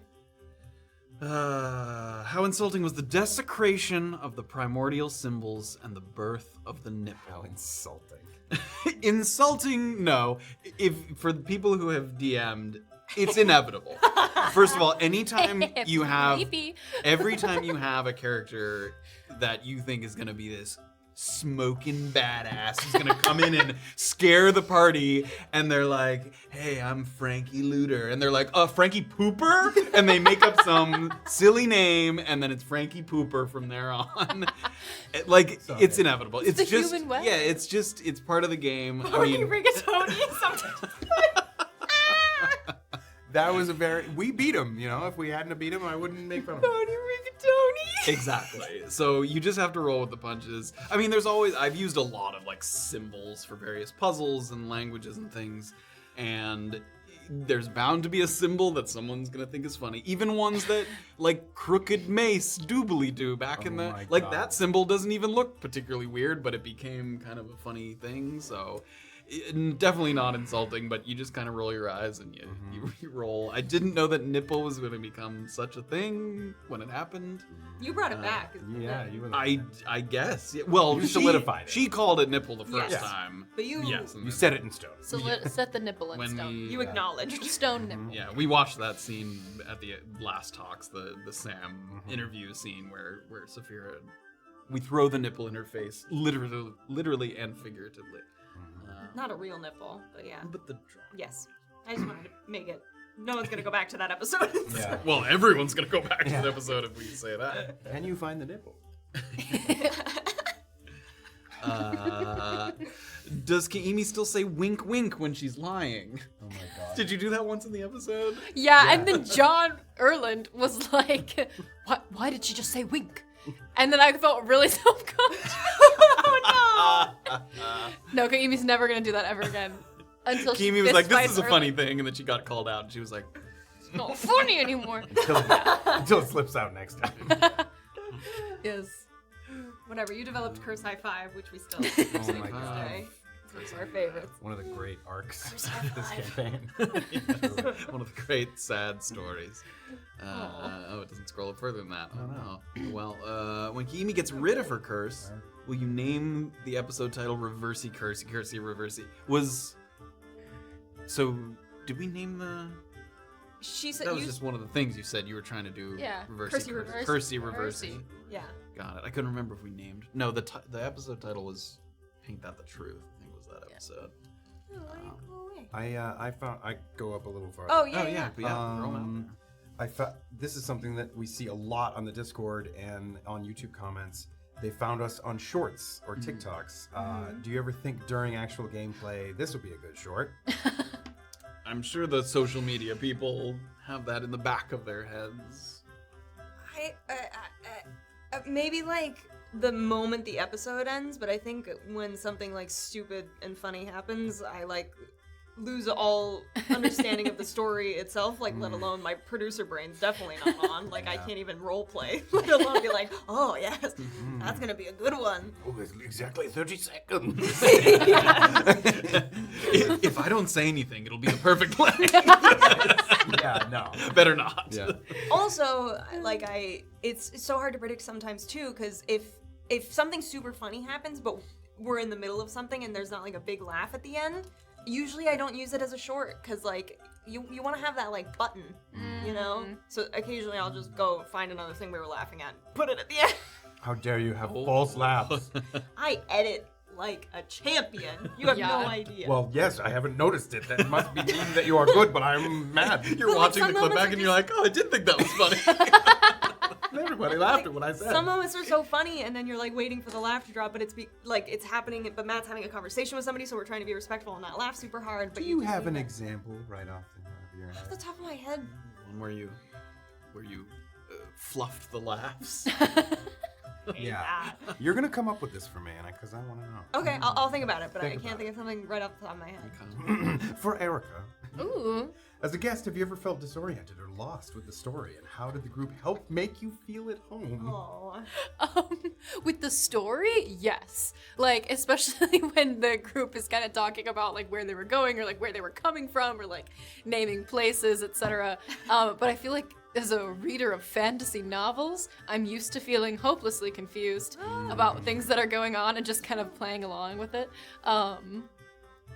Yeah, I think definitely if you read a lot of fantasy, like you accept that there's going to be a lot of setup in that regard, and you're reading through and there's like 90 people in 30 places, and you're like, I'm sure if it's important, it'll come up later. Yeah. Right.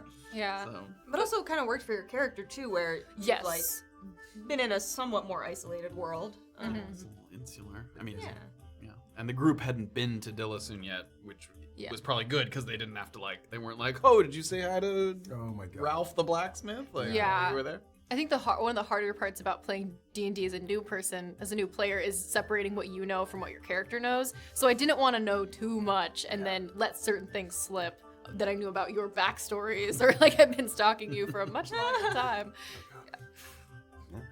Craven's like, I hear voices sometimes too, and she's like, oh, yeah, I know. That's why I chose you. Yeah, this Dad. is different. Yours is dumb because. Do you want me to keep going backwards? or- Yeah. I don't know why our Only it's do it. limited. Will Saphira ever run into a unicorn? I assume that they mean to get the To spirit get of. into the bow, yes. Are there unicorns in this? There are unicorns in the Forgotten Realms sort of lore, the official D&D lore. Maybe. I mean, there's a whole host of creatures. It's less about I know unicorns have sort of a mysticism associated with them, but Saphira's bow is less about like drawing magic from magical creatures as much as it is like soothing the ailing spirits of creatures that have fallen for bad reasons. Someone, I believe it was Jeremiah in the last YouTube year, was like, is Saphira gonna be able to absorb that young girl ghost? Because Yeah. No. Okay, I figured that might have been it. Is there like a clear distinction on what past being would qualify? Yeah, I mean, it has to be the nature of the Wild Ordinance Animus Bow is specifically sort of animal beast creatures. So like just beasts, I guess, is the question. Yeah, not quite so. Not necessarily just beasts as D&D defines them. Oh, okay.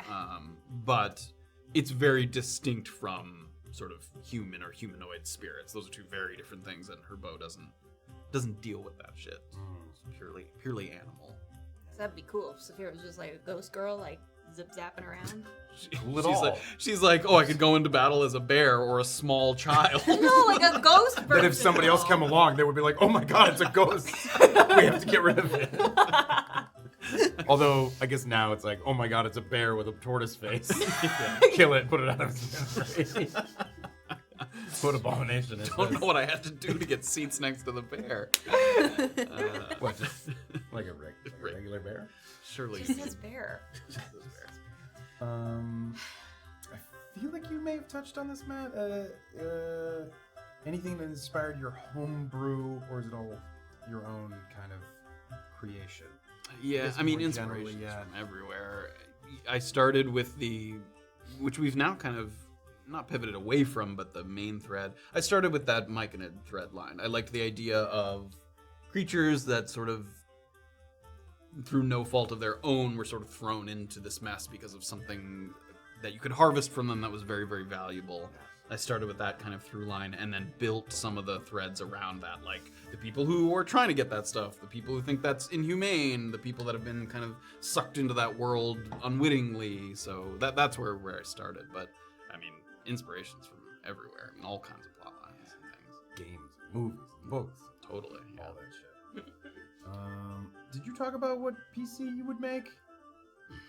Yeah, I said Eldritch Knight or, yes. or Way of the... The one that you didn't know the name. Yes, the one that... There's the Sparky Monk and the flashy sword man. I think that's as far back as I can go too now. I wish there was Oh, a class. okay. If that's it, I have a question. Well, for that's you. not it. There's lots of great questions. Oh, you then maybe can't we'll see, scroll but- down. Sorry. No. I just mean that.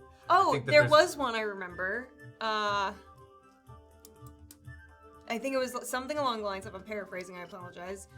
Does Kiimi talk to Orba about boys? I read that one and I giggled a little bit.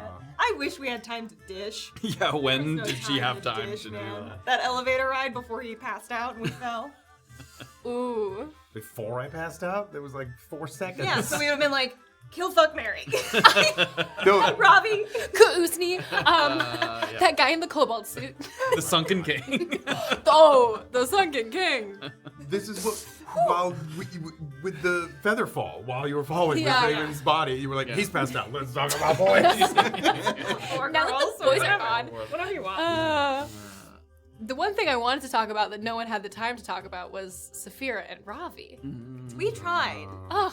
We I mean, tried. again, you I guys wanted were to in make the that thick happen. Of things. She was literally tearing her clothes off Yeah, in front of him. literally. Literally on the floor. He's like, what are you doing? She's like, I'm making a trail for them to follow. Oh my god. That was killer. Oh no. Yes. There was something about your favorite. Do you have a favorite NPC? A favorite NPC? I try not to get too attached. I know one of my least favorite things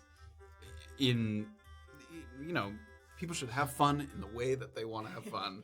I don't like it when DMs get too attached to given NPCs. I don't like it when they bring their favorite NPCs along on a journey just because they like doing it. And that being said, like, if you're having fun doing it and your group likes it, fucking do it. Yeah. But Okay, can we have Wadu? yeah, He's go on- ask him. He's on our mission now. He would be dead by now if you brought Wadu along. Dude, That's a 3 HP dude. Yeah. That's, I like NPCs when the group is obviously having a really fun interaction with them. Those are the best moments by far. I mean, and there's been a ton of those. And some funny and some not. Like, just from Navikapura, the Poo Pipes lady was a blast. Like, she was super fun. I didn't know she was gonna like be as silly as she was. I pictured her kind of being a little sadder, like she was in this crappy job, but she ended up kind of just like rolling with the punches, like she was that kind of character. And then also like a not funny character, like Mr. 2 was really fun to play in the sort of that scene with Graven as a just because.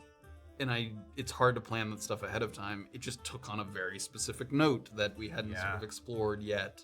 Where it was like kind of low moments. Yeah, and a sinister character, but it wasn't sinister like mustache twirling evil. Like you knew that this guy had a shit past, and then he'd been kind of it wasn't. He was doing it. He was out for number one. Even though it was Mr. 2. And he didn't hold it against you specifically, but he was Exactly. like, "Don't come looking for me, and we won't have a problem."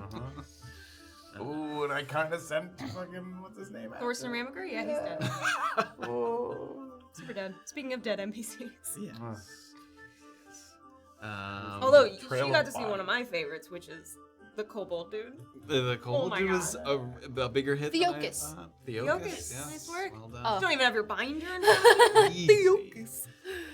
The Apple Woods are busy today. That's so sweet. Love him. That also had one of my some of my favorite moments with guests where you rediscover interactions that you've had with the main cast but with a new player, and one of those moments is I think way back there was a couple of these with like Erland, maybe Orba, where the character, like I asked him if he gave him the item. He was showing Theokas the grid. Oh yeah. And I was like, as Theokas, I was like, do you give him the item? And you could see Billy be like, no, I don't. Because it's those moments where you haven't had that thing where you don't know if a character is good or not, or is going to take advantage of you or not. So that's sort of, he was holding it out to me. And then I was like, oh, do you give it to him? No. Like No, Dwight with his hold coffee on mug. Dwight, is that your coffee mug? Yes. No. Okay, I'm gonna go ahead and guess that's it. Oh. So yeah, getting to play those tricks again. Yeah. There is a question I didn't want to ask you, so I'm just gonna do it. Fuck it. From Travis on YouTube, of course. How do you think Uzni is going to interfere, like the cards predicted, when you meet the Chimera? The Chimera is definitely not like what I've been thinking it is forever. Anthony is convinced at this point that this Chimera should actually probably stay alive, and that it's not going to be a good idea for anyone except for Uzni that it dies. And so, sorry, the question is, what is Graven going to do? Do you think Uzni is going to interfere, or how do you think he's going to interfere? I mean, he's going to be more ultimatum shit. It's going to be, you know, he's sent another cleric after it now, too. Like, he wants this thing dead. And so, if Graven shows up there, and it's apparent that, like, yeah, that this thing desecrated some grounds or something, and that is either a boon for Orba's line of, not maybe you personally, but like that is something in the realm of bad for the gods and good for you. Yeah, he's gonna make me do stuff. He's gonna make me. I'm gonna have to give up something. I can't level past 5. I can't get inspiration. What more? What more can he do other than literally make me, punch one of my only friends? Oh no! Or I don't know. I'm scared about meeting the Chimera. I think it's not going to be what we think or what I've thought for a long time. For a long time, it was very much, I don't care about Uzni. I want to kill this thing because I think it killed my family, whether it meant to or not. And it was going to be like this great moment of like, I've triumphed over a terrible beast that killed my family, and also Uzni wanted it, I guess, and I get to get away from him. But I think that is changing by the time we get there. Yeah, also, like you were saying, that sensation of early on when you thought, like, oh, I'm going to kill it, and then we're done. Yeah. Like, that's it, we're done. Yeah. But now it's like, ooh, what are the consequences of that, and are we actually done, even if I do it? So. Yeah. And is it going to be one of those things where we open up the door and then across the hall the other cleric is also opening up the door into the Chimera room and we're like, oh. Pointing Spider-Man. It's me. Yeah. Exactly. So I don't know what's gonna happen, and I am scared. I'm just gonna let you sit on that one for a minute. Yeah. Yeah. It's gonna be rough. Yeah. And a Chimera is really hard to kill. Yeah. It's very dangerous. He's in a cage. You don't know where he is. You're right. He's in He could be in a play place. Yeah, he could be in a little Chimera play place. The Shade Assembly is like, oh, you're here to meet our favorite Chimera? It has handlers who are like, oh, it's a good boy. It's like fetch with it and stuff. Oh no. Oh my god, what is it? What is King Boomy's rabbit? Oh, yeah. Oh. Mr. Fluffy or whatever. Yeah. I can't remember his rabbit's name. Can't think of his name. Time Flopsy. for a rewatch. Flopsy! Daddy wants a kiss from Flopsy. That's gonna be Raven and the Chimera. And the Shade Assembly is going to be like, oh, he's so popular. Someone just came to visit him. Oh no. We let him in on it. He came in and went in on his He's own. with Flopsy now. I can't wait to meet Flopsy. It's gonna go so well. No. He and So I we are got gonna Doug mind and meld, and I'm gonna ride a Chimera out of there Yeah. Oh damn. into battle. Battle. Into battle. Speaking of battle, should we do a little mini game since Erica never got to experience a mini game? Say she should get to pick. I don't even know if you know the games, but you should definitely play it, and then we should roll for who plays against her or something. For pugilism? Either pugilism or I guess we could all. There's card games we could all play, right? Yeah. Yeah, we could do like a shut the box, or what are some other ones that we've enjoyed along the way? What's the We could do a dice one? pugilism. I mean, maybe we should watch a pugilism first. Yeah, maybe. Oh. Which one? The double. If you roll a 1, you shouldn't have pushed it. Oh, the pig. Yeah. Is Yeah. that Pig. yeah. What was what you called it? Something else in universe. Yes, and also it was a slight variation. I was like, because it was with 2 dice instead of 1. I'm sure I could look at what I called it, but I'm seeing pugilism in the chat. I don't know. Maybe people want to see us beat each other up. we could definitely do some pugilism. Yeah. Was there any other questions before we move on to? Sorry. Seems to be a question people are very interested in your sleight of hand, Matt. Oh yeah. A wild meat popsicle. There's and Jeremiah. I think it's snowballing. The theory of if you sleight of handed the Kuuzni card. These guys right here. Yep. Yes. So for those who didn't see, there was a moment where Orba was discussing something with a cleric of Gromlegale, and he played a little game with her where he had these cards face down, and she had to roll a die, a d6, and to see like which god. How did he even describe it? It was basically like, You're gonna reach out. And yes, you're gonna be in a situation where you're desperate and you need to pray for help, and this will tell you which god you should pray to in your time of need. Keep in mind, it's all bullshit. Anyway. I've seen some of the theories in Discord, and I've seen people clip some of the things that they think that they've Reddit sleuthed, and by that I mean totally botched, and like, oh, look at this frame where you can see where Matt, glanced at us like Matt looks at us from the side of his eye all the time. He goes with his little all the time. But anyway, I think there are that people that believe it, and people there are people that that don't, and I don't believe it. I don't believe that there was sleight of hand. I believe that she picked. I did on the day, and I do revisiting it. So. But even if I'm not even gonna let you answer the question honestly, because I don't think I probably won't answer it. even if so what happened was she chose a card face down, and he flipped it, and it was Kuuzni, his horrible cleric. But God, thank you. But even if something happened where all of the cards became Kuuzni cards and it flipped no matter what, and it was Kuuzni, that is like super cool in that Kuuzni's fucking with such a stupid little mean game where he like wants to be in Orba's head rent free. That's my opinion. That was an attempt at a mind fuck there. I think it was real. No, yeah. Oh, And yeah. when Orba flipped it, Kuzni was like, "Oh yeah, baby!"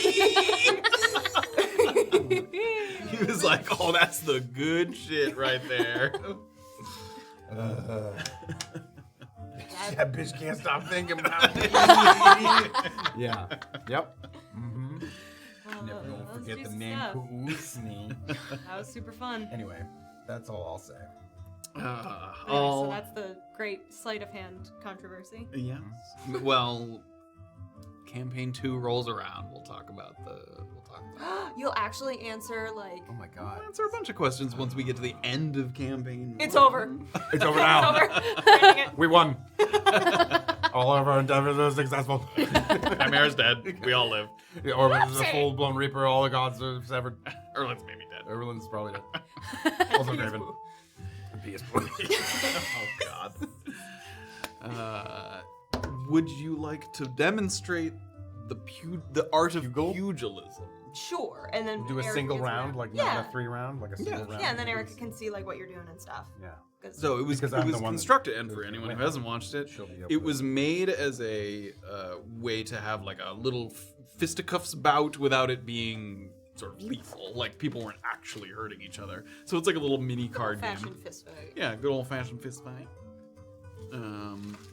She always picked 2 attacks and Okay. 1 defense. Yeah, so it's very much a playing your opponent kind of game. There's no sort of optimal strategy because everyone has the same cards. Honestly, sometimes I shuffle them and just put down. And don't get self-conscious because the last time we played this, Anthony got a burnt. Anthony got a soul burnt. I That was- did really well for a time. All right, so basically you can see here, there's like 3 different heads. There's should like be a small, two medium, with a large. shot. Jab, strike, heavy, and there's body, and there's body, and there's head. Okay. You can do 2. You can do 2 different hits. Uh-huh. Or you can do, and then the defenses, work well or badly against that. So Okay. this is what I'm going to kill you with. Let's really quickly. So, Yeah. the sort of general thing of pugilism, you first roll to see like basically how much HP you have. We call it composure in this game. And you take turns throwing punches and using a defense. The defense cards are blue, and the sort of attack cards are this sort of yellow color. And it sort of goes in rounds, and it's basically the first person to get knocked down twice loses. We're just going to do it once here as we sort of show a quick round. So why don't you guys? It's Yeah, 15. Roll a d10 and add it to 15, and we'll call that your composure.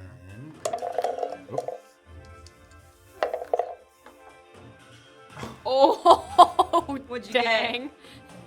4. It's just endless. So- So it's 11 or 16 to 19. Oh, are you keeping track? Yeah. Of this? Oh, okay. All right. Thank you. Gods. So, Lordy. Gods. Got their weak then. fisticuffs up. Oh, first. But now we Yeah, now roll we'll for a initiative. 20. Just roll a d20. Did you just roll another Yes, fucking it's one? a fucking 1. Are you fucking kidding? This It's that shit is seat. wild. It's that seat, man. Different time. I gotta. Fucking stupid. Okay, well, You're great. Okay. So Orba's gonna be the first to throw her fists. All right. I've So already you- picked my shit. 2 attacks and then a thing. The You already defense picked as your well. thing. I picked my attacks already, but I'm rethinking. them Oh, so already. you have to pick your defense before you know what they're Oh, doing. Yes. Oh, yeah. So Oh, it's all in anticipation of. So you're just trying to predict what they're gonna throw at. Okay. you know? Nobody lets Orba get into fistfights. I don't remember this fucking game. Yeah, well, you won't remember anything after I beat your head in. Great. Or body. It's gotta taste Or beat the your body in. Before I beat your head times 2. I mean, body. I mean, body and head. I mean, neither. Oh no. Okay, hold on. Dude says that 1 still counts. Is he counting natural Oh ones? gosh, yes, they are. Wait, always but it's the natural seat, ones. so does it count for John? For Erlin's Ah. natural ones. You. Come on, come on. Shut. I haven't played this game in forever. Just give me 2 Just seconds. pick a random one. No, because Let I'll her lose. Do you want to lose? Had to team. Here comes Okay. comes my. All right, I got it. Wait, you hit. Yeah, first. Yeah, she's I'm attacking hitting first. Okay. So go ahead and hold them up so we can kind of. Both at once. Yeah. Well, Okay. attack 1, attack 2. I got body jab and head strike. Ooh. What did you go for? Thought I did it. Duck and weave, but I didn't. I did counter. So not both hit. I didn't mean to So- pick that. So I- it tells how much she hit him for. So she hit him for 1 for the jab, and then 5 for the head strike, and then you fatigue yourself by throwing heavier punches. So All right. So I just Anthony took took 6, It's a half of my. Oh. and Orba's reduced by 1 for throwing. Correct. Great. Well, yeah. Well, here comes a body strike. ×2. Oh. General defense. Negate 1 non-heavy attack of your choice. She can negate 1 of those 2. So you take 4. Okay. 4. I take 1. I take 2. Yeah. All right. The first volley is thrown. 8 to 14. Okay. I'm gonna be stupid. Here I am going to be stupid. Here's my stupid thing that I'm. Graven was like throwing that counter, and he's like, "I got this." You ready? You ready? No. I'm God, ready. why are you so fast? Be ready. Relax. Be ready. This sounds like. What does this sound like? Pirates of the Caribbean, up is down. I mean, it's very Oh. piratey. It's Ivan Dutch is the name of the composer. Okay, got it. Ready? All right, what are you All right, hitting him with? I am hitting him with head strike × 2. Head bridge. Oh, no! I feel a little better now. I know you're mine. So that took 2 fatigue. That's 2 fatigue for me. And I take nothing. Body jab, head heavy. Duck and weave. Duck and weave. Both negated. Oh, I have a flush. I take 2. You take 2. What And do I you cost take? 1 to You cost play. 1 to play that. Damn it. Oh, okay. All right, that's fine. All right. All right. 6 to 11 here. All right. Now the business is coming for you. Okay. The business. The business is. A D's fists. What's the score for me again? 6 to 11. Okay. Eat his ass. I mean, beat his ass. Oh. Thank you, Wild Meat Popsicle. Tyler W says, "Snap it to a Slim Jim, first time chatter." What's up, Tyler? Go ahead. I was just reading while you guys Right. were. Head jab, head heavy. Negate non-jabs. So Okay, Okay, so the so heavy. the heavy misses. Yep. I take You take 2. +3, so I take 5. Take 5, so you're down to 1, Oh. and you 2 take for me. 2. Yeah, so it's You 1 to can't- 9. You can't fatigue yourself out. Yes. So Okay. she has to land a hit. Okay. Head jab, ×2. Oh, Counter. both smacked. Both of them hit. Really? Yep. Yeah. Ooh, she I takes did 4, counter. and I take 4. nothing. Yep. This could be it. Thank you. Relax. All right. Perfect footwork. Thank you. Perfect footwork, just like me. Alright. Oh my gosh. Jesus. All right. How do I end you? Loving the Avatar references. Don't worry, there's more. Oh, coming. baby. Between Avatar and Arrested Development, that's pretty much all we do. Alright. With a little healthy men in tights. Yes, there's some hidden tights thrown Healthy. in there.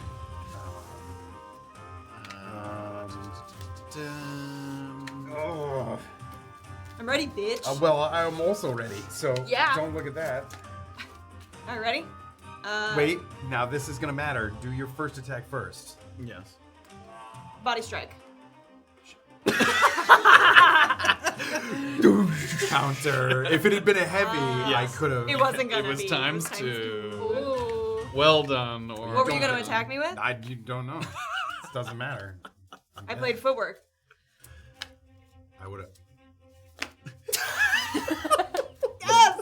I won! Orba with the I big never plays. beat you. Well done. This well was done. only a mini one without the get-ups. So, The get-ups. because normally you have to get down twice to actually lose the fight. Oh, the actual physical get-ups. I think meant like the get-ups. Like the guard. Like the guard, Yeah. the flare. Like throwing on your Yeah. drag. Yeah. Not quite. Okay, you have to help me. Yeah, will. you are working All together. right. Orba wiping Fail me. blood off her lip, going in for the second fight. First roll, Oh, yeah. a d10, and add it to 15. 7, so 22. Add it to 15. Yep. 23. Ooh, all right. Baby, we got fight. And then roll a d20 to see who Good who choice. throws the fist first. 8. 15. All Damn. right, Kimi's throwing first. Okay, and now we choose two. Yeah, You go make ahead, 2 please. attacks and a defense. Come What? I'm sorry. I want you. You're laughing at her choices. No, It's I just was laughing at her like parsing them. Okay. These aren't a secret what's on them. If I Orba and Oh, Graven watch woke it. up She can tomorrow at She might see. Okay. if Orba and Graven woke up tomorrow at level 20, what would their first spell be? Wish. Obviously. Wait, I don't think I can wish. So you can wish for peace. Yeah, isn't that a wizard It's a exclusive? wizard. I think that's a wizard Yeah. exclusive. Or not wizard exclusive, but not a cleric. So wait, is our like predicted ending for the campaign not real then? You can't wish peace poo? Okay, So- that wasn't the prediction. So there's one rambunctious evening. Remember when someone said, do you feel insulted when they say nipple, nipple, nipple? Yeah, this was one of those moments. We theorize that Graven's final words as we're all gathered around him, and as he dies of old age, we're like, Graven, what are your final words? And he goes, I wish, peace poo. And then he dies, and we go, no! Because I think it came out of the Peace poo. because this is everyone's first real campaign. People didn't even know about the wish spell, and we were talking about very high level spells. And I was like, "There's a spell that can basically do almost anything within the DM's discretion. It's called wish." And Anthony was like, "What? You can wish for anything?" And I was like, "Yeah, literally anything." And he was like, "You can, I don't know, wish that pee is poo." And I was like, "Yeah, you could do that." So That's the one in the back pocket. yeah, I was. Yeah. I mean, He was I could blown have away. anything. He was blown away that the power was at his fingertips to turn pee into Finally make- Oh, I'm a simple man. That would be a dark world, man. Okay. and yes, Sorry. wizard and sorcerer exclusive. Damn it. Clogging up those poo pipes. Oh, come close. You must do one thing for me before I go. Okay, sorry. All right. All so right, you throw hit those. Throw first. those. Do I pull them both up at the same time? Pull them both up. yeah. But definitely. Body heavy, head heavy. Duck and weave. Ooh, they both gonna you hit. are going Shit. down. Damn, it takes one to play too. Yep. Shit. So count up the fists. What's Plus that? 6. 14. 14. Okay. Damn, bitch. And then how much that one took That them to? took And it cost. costs 15. me. It only costs you 4. Great. Cost you 4. It's 19-7 after that one. A couple big smack. Table left. Beginner's luck. I went a little more modest. Head jab, body jab. And what was your defense? Body protect. Okay, so you take 2, and I take Head hits. 0. All right. Huh. 17-7. All right. Yeah, we know. Ta, ta, ta, ta, ta. All right. What do you want to weigh in? Sometimes I like to mix it. Okay. No pressure. Can you shed some light on how you ended up with these characters and how they were decided? A bigger conversation, but honestly, early on it was a lot of me discussing with people the kind of character they wanted. Some people wanted magic characters, some people not. Some people wanted sort of troubled past characters. Some people wanted sort of more nature-related, God-related. So it was a lot of weighing kind of what people were interested in, plus the sort of, again, those early ideas I had about the campaign. And then ultimately, a lot of leeway was given to me. I mean, you guys kind of let me throw it in there. I think for campaign 2, there will be a little more back and forth input about the exact kind of character that you guys want. Because I think we just didn't know what we were expecting. So I was like, okay, I'll sort of get a general idea and then throw it in. Please. Oh, Hit me. Punch her. crap, chicka crap. Head jab times 2. Fuck, counter. Fuck. Oh, double pop. She's almost down. She is. How much did was counter that? cost you anything? No. You took 4. Okay, down to 3. Shit. All right. Body jab, body heavy. General defense. Does So that you do can again? counter Yeah, the gets rid of the jab. Yep, gets rid of the Okay, jab. so I still hit you for 6. Counter 6. She would have gone down, I think. Oh, well, you should have told me to do that. I didn't know. I'm bad at this And I game. spent 2. Okay. So what am I Orba's down at 1. Okay. It's 11-1. Okay. Okay, so that means that she might. Okay, you have to think because What when is people are Amy down now? to 1, they 11. use a lot of this Ooh. because it doesn't come. Shut up! Don't look at Not me. good at this game. Did you each decide on your own character's name? Yes, I did let everyone, other than the guests, which I sort of write in based on suggestions. But yes, everyone decided on their own name, and people are different. Some people had names that they just kind of liked the sound of. Some people, I know, like Anthony mentioned that the Graven Ilvigo name came from a magic card. Magic card and Ghostbusters. Yeah. So a mix. Greven Ilvek, if anybody, any Magic fans out there know. Does anyone know if they answered the homebrew subclass question? What was that? What was the homebrew subclass question? Homer? Was that on our list? Was that I earlier? think it might have been earlier. Oh no, sorry. Wait. Oh, how much of the special features? Reaper Orba, Erland Sepsis, Saphira Wild Ordnance, Bizarre Draft Jacket, Craven's whatever. Hey, You just haven't had like a Graven's proper. I'm gonna be the new democracy. Yes, your homebrew is kind of the mixed cleric thing. Did you have planned before the campaign, and how have they changed since you had the idea? One of them I had before the Erland's was the one, unsurprisingly, he was also the first like solo session that we had in the campaign. What? I was the first. You're right, you were the first. And I did, but yours wasn't related to homebrew. It was the first sort of homebrew related solo session. I did have Erland's in mind because Erland's backstory was very much about the use of myconid extract, which was a very sort of through line of the whole thing. So I had this idea that because Erland had dabbled in myconid extract, that was like poisoning him in some way. So I didn't have the specifics of exactly how that was working, but I was like, oh yeah, I like this idea of a sort of monk or physical character that is like his own body's like he's fighting his own body while he's sort of going through the campaign. Let it rip. Ooh, Bop me, bitch. punch that All right. bitch. Head jab, jab, body body jab, footwork, cost three to play. You got non-jabs. Bob. I got Oh, Bob. did it?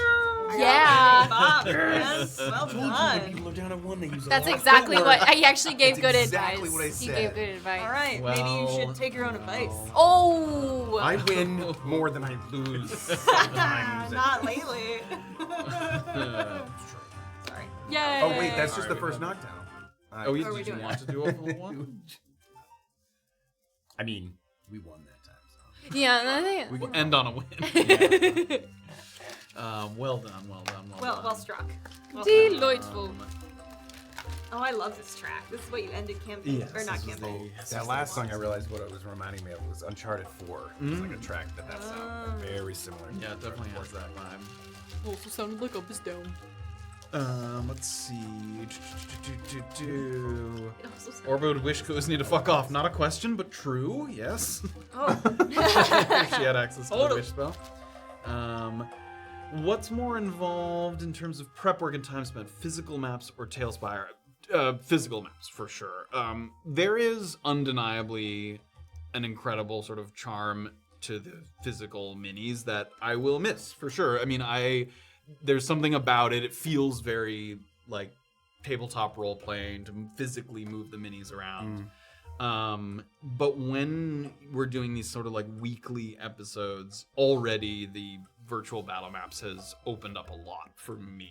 It not only is easier to realize, especially if it's a sort of a more complex, like for example, literally you guys leaving the crater. If it's a more complex environment where you guys are like going up a lift, up a giant cliffside, creating that in Tailspire is so much easier than making a physical. And I've made some physical maps that have used sort of some really unique terrain. Yeah, and it's hard. It's both At hard. one point, you had 3 different ones that you had to keep like rotating. It was the Fernogo Vigotrio fight where it was 3 Oh, levels. God, I felt so bad for you. Which was a great fun. was It great super fun. But I think that if I was doing just a home game, I would be more inclined to stick with physical maps and minis. But when I have to manage sort of the stream and using the center space and some of the other prep that I have to do on a weekly basis, the virtual stuff has really made that easier. And it's great. I mean, we've had a lot of fun using it. And I also think, from a stream perspective, we don't have the setup that unnamed, very wealthy Critical Role. Yeah. We don't have the resources to have multiple camera angles. We don't have someone working the camera who's not in the cast. So, like, we have a limited way to show the stream exactly what we're trying to show in the battle. Whereas Tailspire, I can rotate the camera on all by myself. I can zoom in and out. I can move to different spots of the map with ease without needing another person to do that. Just the idea of like one of us leaning in to move things around is difficult in a studio space like this. It's when it's not a home game where everybody can kind of shift around a table. And, Yep. Yeah. We have to worry about where the microphone is pointed at us. We have to worry about screens in front of us or our materials and stuff. So we have to worry about, staying within the frame of the camera and all kinds of things. So Oh yeah, I don't know if a lot of people know, but it's just who you see on camera that's a part of the show We too. have no- Like, we got nothing else. Over there. I mean, we have an amazing community that does all these amazing things, but like in terms of who's like in the room on the day and stuff, like that's all us. I think about it sometimes that if I heard that door open in the middle of one of these streams, I'd be very scared. I remember like that person's not supposed to be in here. Yeah. Oh, I also saw one. You can answer that one. I think that's been a couple times now, actually. Will the team ever meet a dragon? Possibly, yeah. Definitely. Dragons in this world. Yeah. Where are the dragons? Where are the dragons? Where are my dragons? I think it's definitely possible. I haven't ruled it out. We haven't heard of one foretold in this universe yet, but I think also a logical place where they could be is in that sort of very remote mountain range up to the northwest there, the Tunkurikualu Mountains. Oh yeah, that's a place where dragons live. Yeah. So maybe. I hadn't, again, we haven't sort of heard of a specific one, but certainly possible, especially given the size of the world. If you even go bigger than Antisuyu, definitely. Now I know you alter the creatures that we encounter, but what is what's the recommended level of player characters to encounter? There's so many different types. There's a ton of Right. dragons. There's Baby dragon. well, basically, yeah. There's big white They're called dragon. wormlings. adults, a wormling, yeah. But they vary in Yes. I mean, most of them very powerful, but I've only seen big baddies. yeah, I could look up some here. Who doesn't love dragons? Dragoon. Totally. Fight one. Yeah, it'd be hard. I'll then- stare You at have to one. befriend get it. to be the Sophia one- can befriend it. Slave She can stroke its neck. Yeah, these adult dragons here. These are challenge 14. So it's recommended for a party of 4 of level 14. No. So, no. We'd be lucky. That's the thing. Chimera's enough right now. So yes, maybe. Do chimeras fly? I will say in this universe, yes. I think some chimeras, not necessarily, but yes. Jesus. Shit. Great. I think that's in. We talked about at one point, it flew away out of the mountains after Oh, it. yeah. So yes, We have to blind it and ground it. It's gonna be in a cage, just like you said. Yeah. I did. Totally. In a 4x4 cage. Super cramped. I mean, I'm pretty familiar with this chimera. I could probably do ascending to it. Anthony giving advice is cute because he sucks at pugilism. True. But we won. Matt, anyone else who can answer? If you're asked to pitch a one-sentence homebrew subclass concept that doesn't necessarily need to make sense, what would it be? Shit. Hired gun, roguish archetype. One-sentence homebrew subclass. I think it would be something like huge dog. No, I'm just saying. He said it didn't have to make sense, so huge dog. Something's on the tip of your tongue. Vacuum spirit trap. Vacuum spirit trap. It's just, Yes. Yeah. it's just Ghostbusters. Oh, I thought it was like Kirby. No. It was a trap from Ghostbusters. Ooh, on the Kirby train, I like the idea of a homebrew class that absorbs other things' powers Ooh. temporarily, and then has to... That would be sick. I was kidding, but you just turned that into a real Kirby. Yeah, That's Kirby. The Kirby subclass. That sounds pretty sweet. We'll save that one for campaign 2. Nintendo's calling. I also You were shutting your stream down.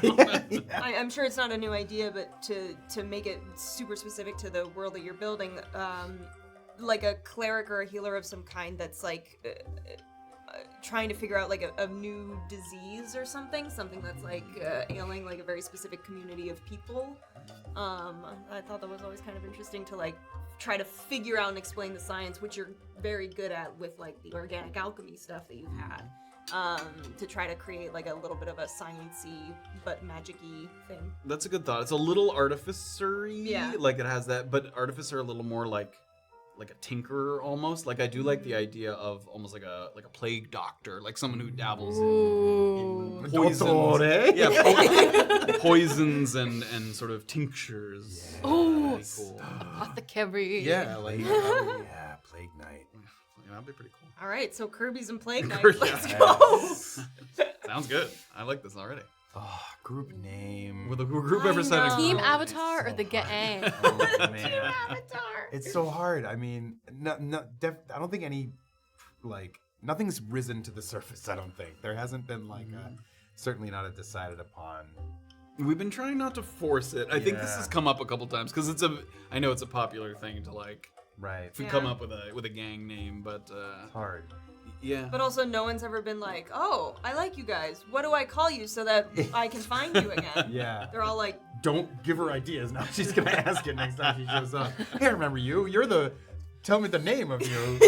Or Kiimi's gonna show up and be like, "Oh, someone asked about you guys, and I called you some stupid Oh name, and my you're God, like, that's that just what we are that now." would actually be awesome. Branding all around, known all around Yeah. soon. Please do that. I don't want the responsibility. This sounds great. Oh, the Dumpy Ebwoods 4. That's Dumpy. Dumpy dumpers. Don't be. So no. The booze there's pee. not yet That'd be hard to explain. Graven's gonna take Orba to that place in Vicapora. A reciprocity. Reciprocity. And she can have anything get she lucky. wants. It's whatever you want. You can sit down and play chess with a naked mole rat. I don't know. You can do whatever you want. You can finally talk about sex with Kiimi at Reciprocity. You can have your bonding Aw. moment with all. It's a brothel. Happy 18th birthday. Going to a brothel. Sounds great. Orba's down. Let's see. A ghost dragon. Ooh, yes. I like ghost dragons. Can characters level up? Excuse the ignorance. No ignorance at all. Yes, characters do level up in our campaign rather slowly. Some Oh people. yeah, I thought someone was being salty. Oh, like, can they even can they level up, please? It's been a minute. Technically, Graven can't. Yes, currently Graven's stunted. Hamstrung. Yep. Yes, some campaigns I know move quickly when it comes to levels because I know some people like to access their powers, which I understand. Ours is the sort of world that I've created is a little low fantasy is not the description I would use, but it's not like there's just powerful mages everywhere. Like it's rare that people are like the equivalent of a level 10 wizard. There might be like 2 of those in this whole world. The world is not teeming. They'd with be them. known. Yes, you would know for throughout sure the who they world. were. Yeah. So it's not a place where everyone's running around with powerful magic at their fingertips. Like the group, Orba is already maybe one of the more powerful wizards that the continent has seen. And Nice. I mean, 6 Graven foot as a tall, cleric so- for sure was one of the most powerful magic users. Was. Yeah, in the was. before times. Yeah. in his heyday. BQ. Yeah, the clerics of the meddling gods are probably the most well-known, like, powerful magic users on the continent for sure. Damn. Maybe I will embrace coolest. Sounds pretty good. A favorite animal or creature encounter? Oh. Is that like a fight or like the Yeah, what did we kill? What have we murdered? or like animals you talked to? Is that also Oh, that's like true. Saphira I mean, animal encounters? the fuck off bird is like one of my favorites. It was just a bird that I mean, just kept telling us to fuck off. all the recent ones, like with the bird, the rat. Salamander. Oh, that was it. It wasn't Are a you rat. It was a fucking salamander. serious? Yeah. That's a good one. I think my favorite like encounter that was a fight. Well, I'll have to think about it. But the not sirens, the harpies. I was gonna say. We encountered harpies, and that was like Flip one of the side. first fights where like our minds could be really altered with. They would like sing, and if you, don't know, someone was like put mud in our ears or some shit.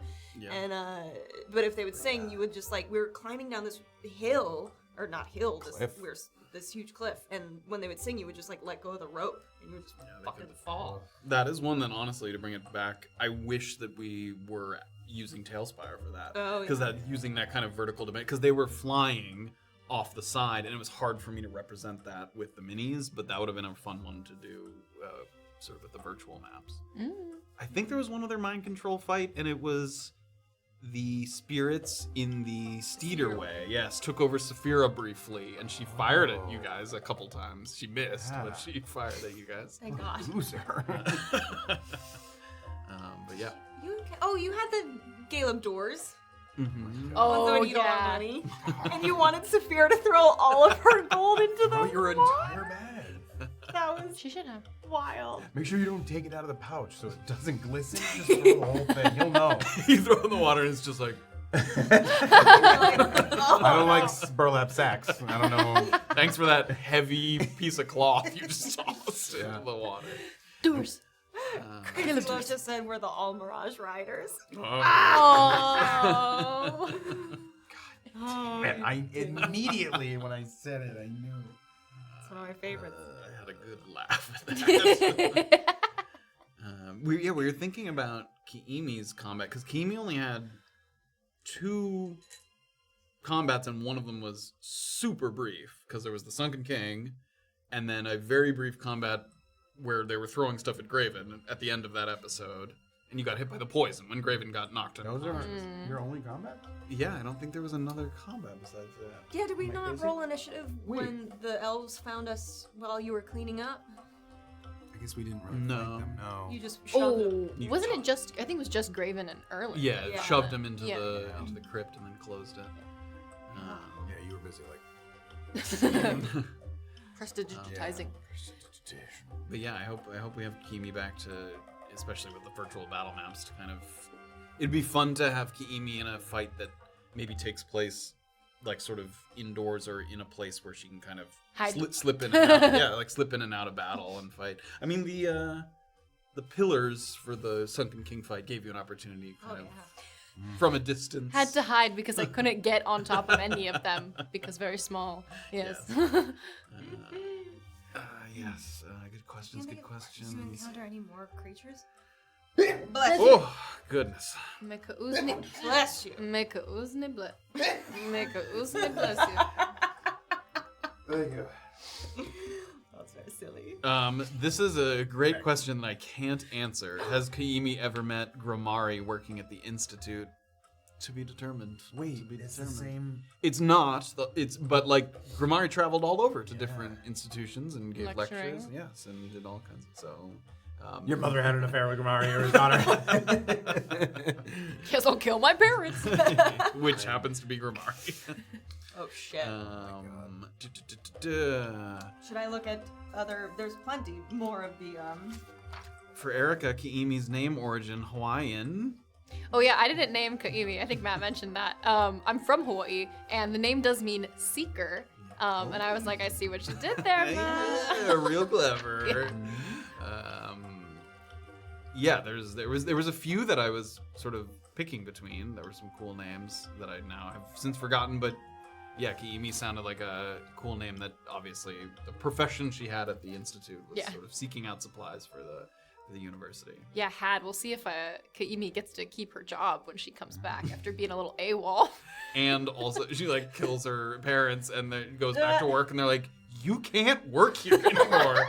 You just murdered." No. Lots to think about. They deserved it. You don't understand. And they're like, "Those were our best rat catchers in all of Dillison." Say we're murderers. We are nearing a Right? end time. I have one other question here.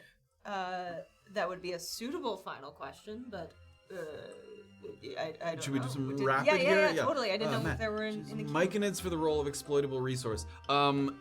I did choose them specifically. Loved them for years. Never saw them used. It was a huge part of me getting hooked from day one in TTN. I was so glad. The Myconids, I think fungus and mushrooms is just a cool sort of untapped fantasy thing in general, because fungus have a very sort of way of thriving and surviving in like environments that other plants and things do not. So it kind of has a survival quality to it, a kind of the fact that they, you know, they're not quite plants, they're kind of something else, and just that drawing on that idea that someone found mushrooms or the mushroom people and they were like, okay, these creatures have unique qualities that no other creature has and no other plant has.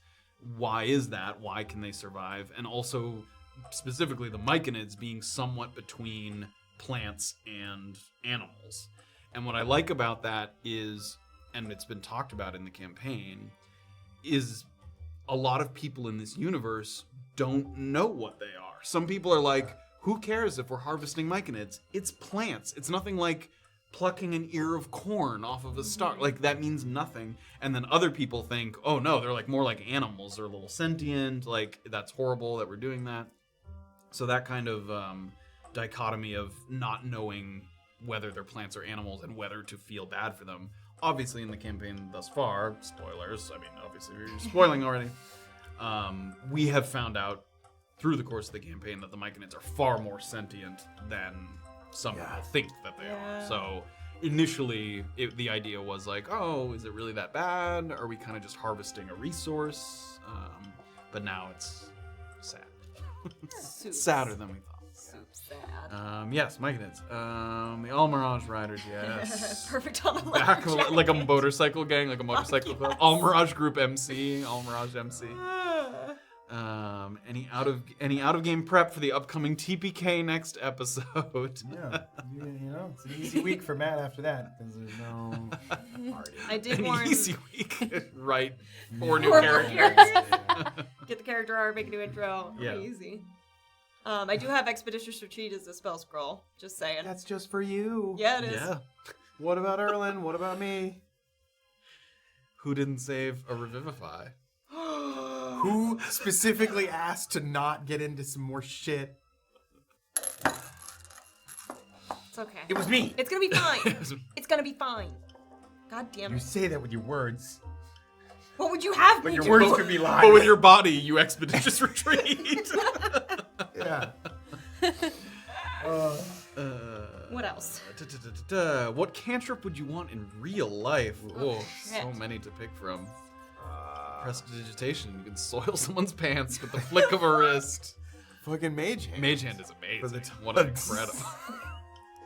And for like other useful Oh, shit. so yeah, also useful. I wouldn't have to get up.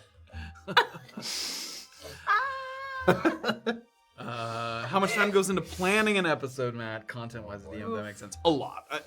Some people thrive on the sort of winging a lot of it. I find that, and I know it's true for other people, the preparation actually gives me a lot of freedom. Like, I write a whole bunch of stuff. I write characters, concepts. Tons of it doesn't get used. Like, stuff doesn't happen, and that's fine. But the fact that I've sort of just simply given a lot of thought to it allows me to play within that when we get to that point. Sure. Yeah, and sometimes, you know, as a lot of DMs I'm sure experience, you'll have some stuff planned, the players will go nowhere near it or move in a different direction, and that's fine. You use that somewhere else. I'm like, okay, that was an interesting character idea that didn't happen, so they'll meet someone like that later on, and we'll just sort of use that content elsewhere. But, I mean, quite a lot. I usually do like a little, I'm sure if you've watched the show, you can tell every time we go to a new location, I have a couple sentences description of the location. I have, you know, which characters are there, if they're important characters, like significant characters, and what sort of plot hooks exist in that area. So, you know, when Graven and Orba go to Reciprocity, here's who they meet, here's who they might see in the background if they catch a glimpse of them, here's what might be said if they ask the right questions, like stuff like that. So Is there The something? right questions. Is there something significant knows? you can remember that you just didn't prep? Like, obviously, if we're like, oh, I pull someone aside and ask, which direction is this in? But, like, is there anything where you were like, oh, shit? definitely.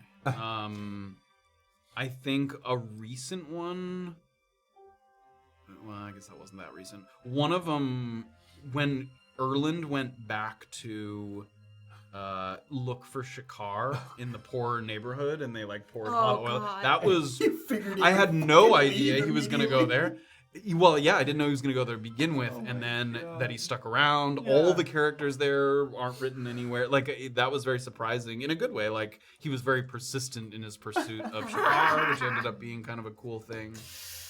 But there's lots. I mean, all the time there's stuff that happens that is totally unplanned for. Yes. Sorry, we'll keep rolling.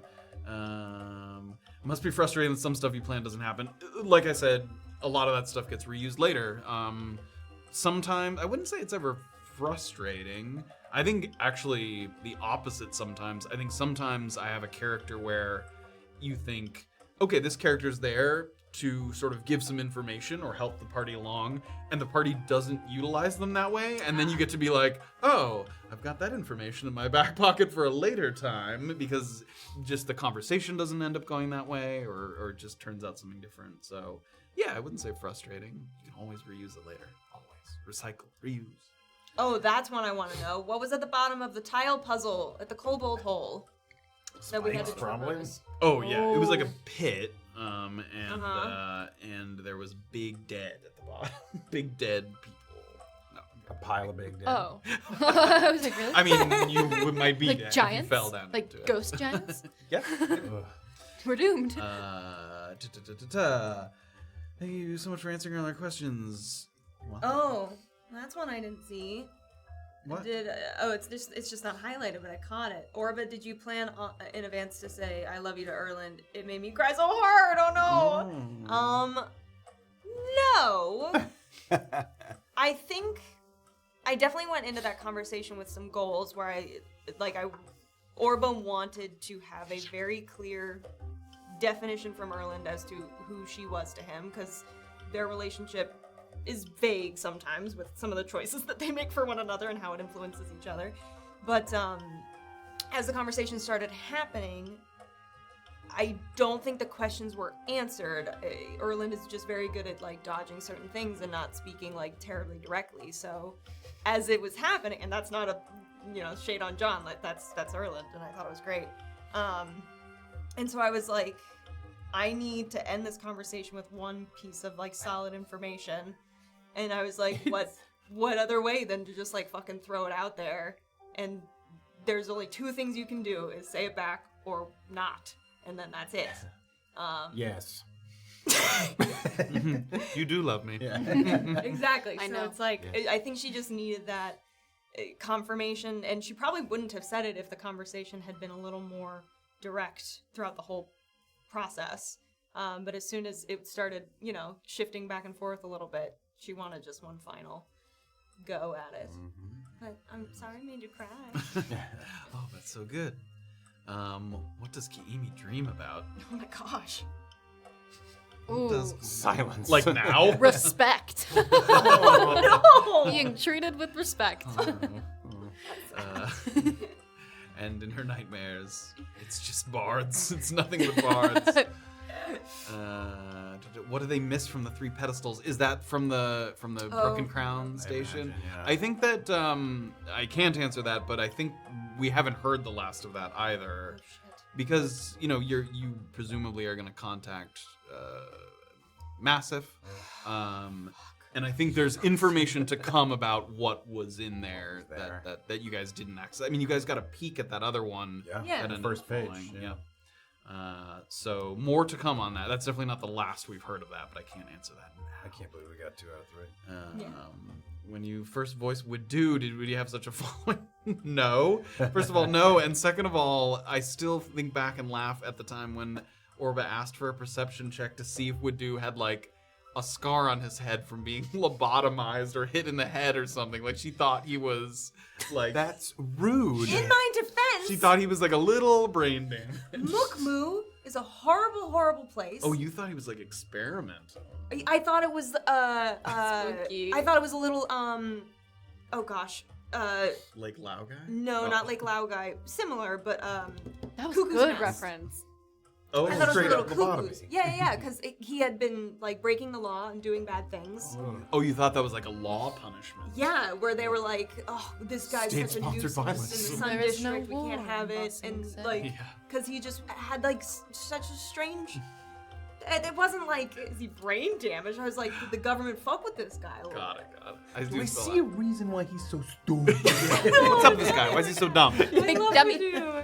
Hey, what I happened thought to your they head? were fucking with him a little bit. All right.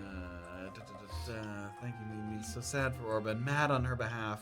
How did you first feel when receiving it? Which thank you? Oh, Oh, The thank Erlin's you. thing. oh, Erlen. It's the Shakar note. Yes. The fuck you were. The fuck you, Erlin. No, It's is it the fuck you, opposite. Erlin? No, it's not fuck you. It's the one he sent to the dude's sister. Oh, yeah, saying that. Or the sister's brother. Yeah. Or the sibling. Yeah. Yeah. Yeah. I mean, how'd you feel? that's why we had the conversation. Mm. Not bad. Yeah, I mean, I think Orba's used to, you know, I think she says this. She's like used to getting used and like seen as like a tool and utilized in certain ways. And the fact that it was just happening to somebody that was super close to her, like she just needed to know if there was any wavering on that from him, if their relationship was more transactional than she thought. But I got it. I nailed it. All right, a couple more quick ones, and then we'll do your ending one that you had in mind. Got it. Since Graven has a level 5 cleric cap, would he capitalize his bounty hunter background and slip into a ranger? Any prospects or ideas? Well, I mean, strict like D&D 5e rules where my, big stat is my wisdom. The two logical ones I think are ranger and druid that are utilize wisdom the most. So I've thought about both of those. I've thought about That would be a rather undexterous ranger. exactly. That would be tough. I know. That's the thing is that, but I also trust Matt in that there are some outside of the 5e rules things that happen in our campaign. So the thing that I've been thinking about recently is paladins get their power from pledging themselves to Purpose, a something, cause, purpose, yeah. and maybe Graven could find a purpose of some kind. Like to make pee into poo. Adopting Kaimi. Or adopting all the... He's gonna multi-class into dad. But you have to be under 5'1" to be my dog. Oh shit. don't Graven should do rogue for more detective Graven. You could always go back God, and work detective for. You could go back and work for. Just be part of the local militia Yep. in Nivikapura. Nivikapura. Me and Thorsten. Thorsten and solving, Graven. solving crimes. Oh, did Orba ever find out what was in the ingredients of the stew? No. No. Did our best. Did not. Stew. Still a mystery. Very sinewy. Oh. A little desecrated. Yes. The ground. Yes, Graven Paladin is the best. You have an endorsement for Graven Paladin. Shall we close it out with whatever your closing thoughts Yeah. were? Just found your campaign and love your guys' style. It's so fun. Thank you so much for joining us, thank you. Sailor. This is Moon not the 37. if you think this is it, this is not the style. I love this casual kind of no DM. Yeah, no What a DM. style this is. Oh, wait, really Thank quickly. you, Sarah. Amy didn't manage to say goodbye to the party this time, but what advice would she give to the party on their endeavor if she could? Give us your parting words right now. I think sometimes the party actually overthinks things. Despite the fact that Damn it. Erlen in particular seems to jump into things a lot, I think in general there is too much analyzing. Yeah. Sure, yeah. You should just live in the That's- moment. The quality of forward to not- leaping without looking. Yeah. I look forward to not using my brain at all. I think when we last did talks, somebody asked if another character was added to the party, what kind of character would you like to see it be? And I answered that question by saying something similar, which was a character that was a little more impulsive, that sort of mixed up the party by being a little not sort of thinking, not in a not intelligent way, but purely in a like just feeling it and going for it kind of Yeah. way. And I that similarly, like that kind of, the party doesn't have as much of that impulsivity, Yeah. which is tough. You lived long as Stakes are high. Yeah. Stakes are high. Tough to be impulsive sometimes. Stakes are so high. All right, shall we Yeah. close it out with a parting thought? I believe Pogodogo was curious with you in mind, but also from the characters. Do you see a narrative end to your campaign? What would be a satisfying ending for your character? He can't answer that. Well, I'll let you guys answer the what would be a satisfying ending. I do have some ideas about the end. We've had a lot of thoughts about campaign 2, and this one I think that it's not a secret to say, I think things are gonna speed up a little bit, sort of travel timeline wise. We've talked about this a little bit where, we took on, and I loved it every step of the way, very much our time, slowly one day at a time traveling. You might see some slight jump forwards in time as we travel through some, again, like I mentioned before, not every area has to be like a super key moment in the campaign. So we might, jump a little bit as we get to some of the major plot points, things like the Cold Light Walker, things like Finlock Forest. So we might kind of speed up and slow down time as we get to some of the major events that are coming. So we like level up each time. Like, Yeah. Oh, we go there. We level up. Yep, We go there. level up. We level It's up. 10 long rests in between. Records of the Realm just rated us hello. Thank you so Hey, much. Welcome, folks. We're just closing Yeah, up we're just shop. closing. We're answering a couple parting questions. Satisfying endings. Yes. What would be a satisfying ending? Satisfying. We all live past next week, first of all. Okay. Low bar so and far. then, yeah, there's a lot of threads. There's Erland. Well, at first I would have said Erland, just gets to sever himself from the place, but at this point it's like Erland gets to turn that place upside down. Yeah. Atonement's End. Saphira and her quest to kind of bring down this black market. Graven gets to finally give an actual finger to Kuzni and maybe reunite with some Milvigos. Or a Terminator style finger where he's sinking into the ground. Yeah. Short of that, that's obviously peak Graven. Fucking severing and getting some family back. But also fucking falling on the sword so that Orba can reach her full potential, because there is a path where Graven cannot succeed where Orba does. So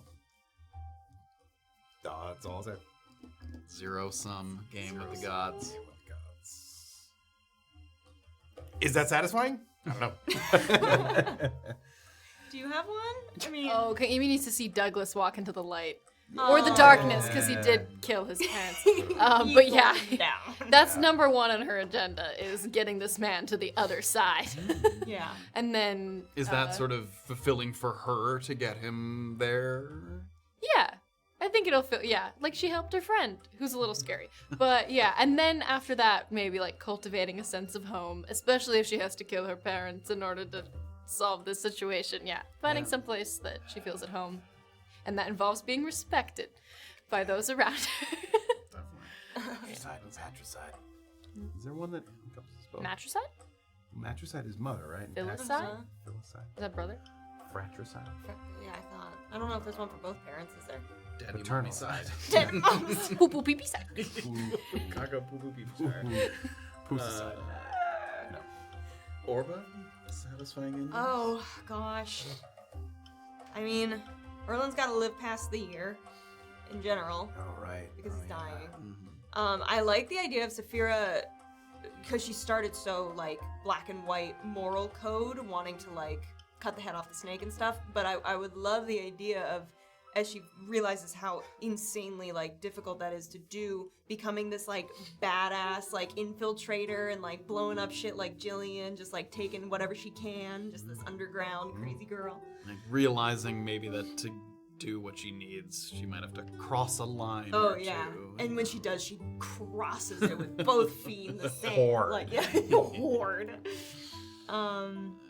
And then Orba and Jasko hang out in their castle together. Oh, it's fine. It's just their little baby Let's go castle. Tibbets. Still hasn't popped back up. Not yet. Yeah. Yeah, Not really. really. But yeah, that's where it's Okay. Awesome. And awesome. the unsaid Graven is dead, right? You didn't say No. that because Graven's dead. I don't know. What's I mean, gonna if it has to. To reach my goals, I mean. Yeah, that was a given when I said Yeah. reach my goals. That was required. Clerics get fucked. Thank you guys so much for joining us. Every time we start this, we're like, man, are we gonna go the full 3 hours? We're just answering questions, and then we end up doing the whole shebang. what a blast. Thank you guys for hanging with us and asking questions. Thank you for coming back. thank and you for Thanks for coming back. having me. Yeah. Oh, thanks. What? It was so much fun to sort of get a look into just having getting your thoughts on what it was like to jump into this. Like, we've obviously been doing this for 100+ episodes, so for someone to come in and be like, jumping on that running train, that's not easy. Yeah, it's not easy for sure. Real quick, I think I saw at some point somebody said, "Is season 2 going to be 100 episodes?" Oh. It's almost definitely not. What? Your contract has dare been you. terminated. Like I said, I think we're gonna speed and slow to Okay. hit some key moments Okay. here, but I think almost definitely season 2 will not be as long as season 1. Oh no. News to me. Oh no. Take a breath. Okay, that's okay. Yeah. Fine. That just means new backdrop sooner. Yeah. Yep. You're right. Just get some sweet Sick new sweet backdrops. digs. Totally worth it. Thank you guys again so much for joining us. Thank you. Was there some stuff you Oh wanted to yeah, go I through? wanted to shout some shit out. While you're looking, Yeah. we'll be back next week at the same time. We'll be back to the regular campaign. We're literally about to start combat, and we will be doing so when we get back next week. And Erlen and Saphira will be back with us. Yes, would you like Alright. to rattle off some? I would like to rattle off some amazingness. Crazy Locha did 1,000 bits. Crazy Locha gifted 13 subs. Records of the Realms rated us again. Thank you very much. Snappy Cobra did 550 bits. Hartman resubscribed. Crazy Locha just gave out 10 more subs. Y'all are out of control. Train again. Hype train. Oh my gosh. Would have thoughts. Lots of new Yeah. chatters. Oh my gosh. Couple of raids with some new people. Welcome, all of you. I'm Obviously, this hoping is a some were like you two people that forego the like spoiler getting caught up thing and came and got to hang out with us. Yeah, for some new people, welcome and please hang out, ask questions. Discord's a great place. There's lots of spoiler-free stuff there if you want. We're gonna be creating an even friendlier spoiler-free zone we're, as well. We're revamping the way revamping. that it looks. awesome. Jeremiah did 100 bits. Thank you. Snappy Cobra gifted us some. Thank you. Cobra saw a snake and he had to. Snap, snap. Say good. Hi. I saw that. I saw that. It was a sandwich hype that went by. Oh, shit. Yeah, it's Was weird. it a Kuzmi I sub? think so, wasn't like it? like a. Oh yeah, Am they I do crazy? some of our emotes. Oh, yeah. I never- Flaming sandwich hype. We've never had chat on the monitors before. We will leave it with FNF's comment. See you next week for the TPK. Matthew. You're the best. I didn't say it. You said it with your mouth. You guys went there. I tried so. Don't get him started. All right, everybody. We love you so much. Thank you for the 200 bits. Thank Yes, you so we love much. you all. Thank you guys so much for the support and for just being here. It's such a blast to hang out with you guys and talk D&D and talk the campaign. We will be here next week, same time. See you guys there. Have a lovely week, everybody. Good night. Good evening.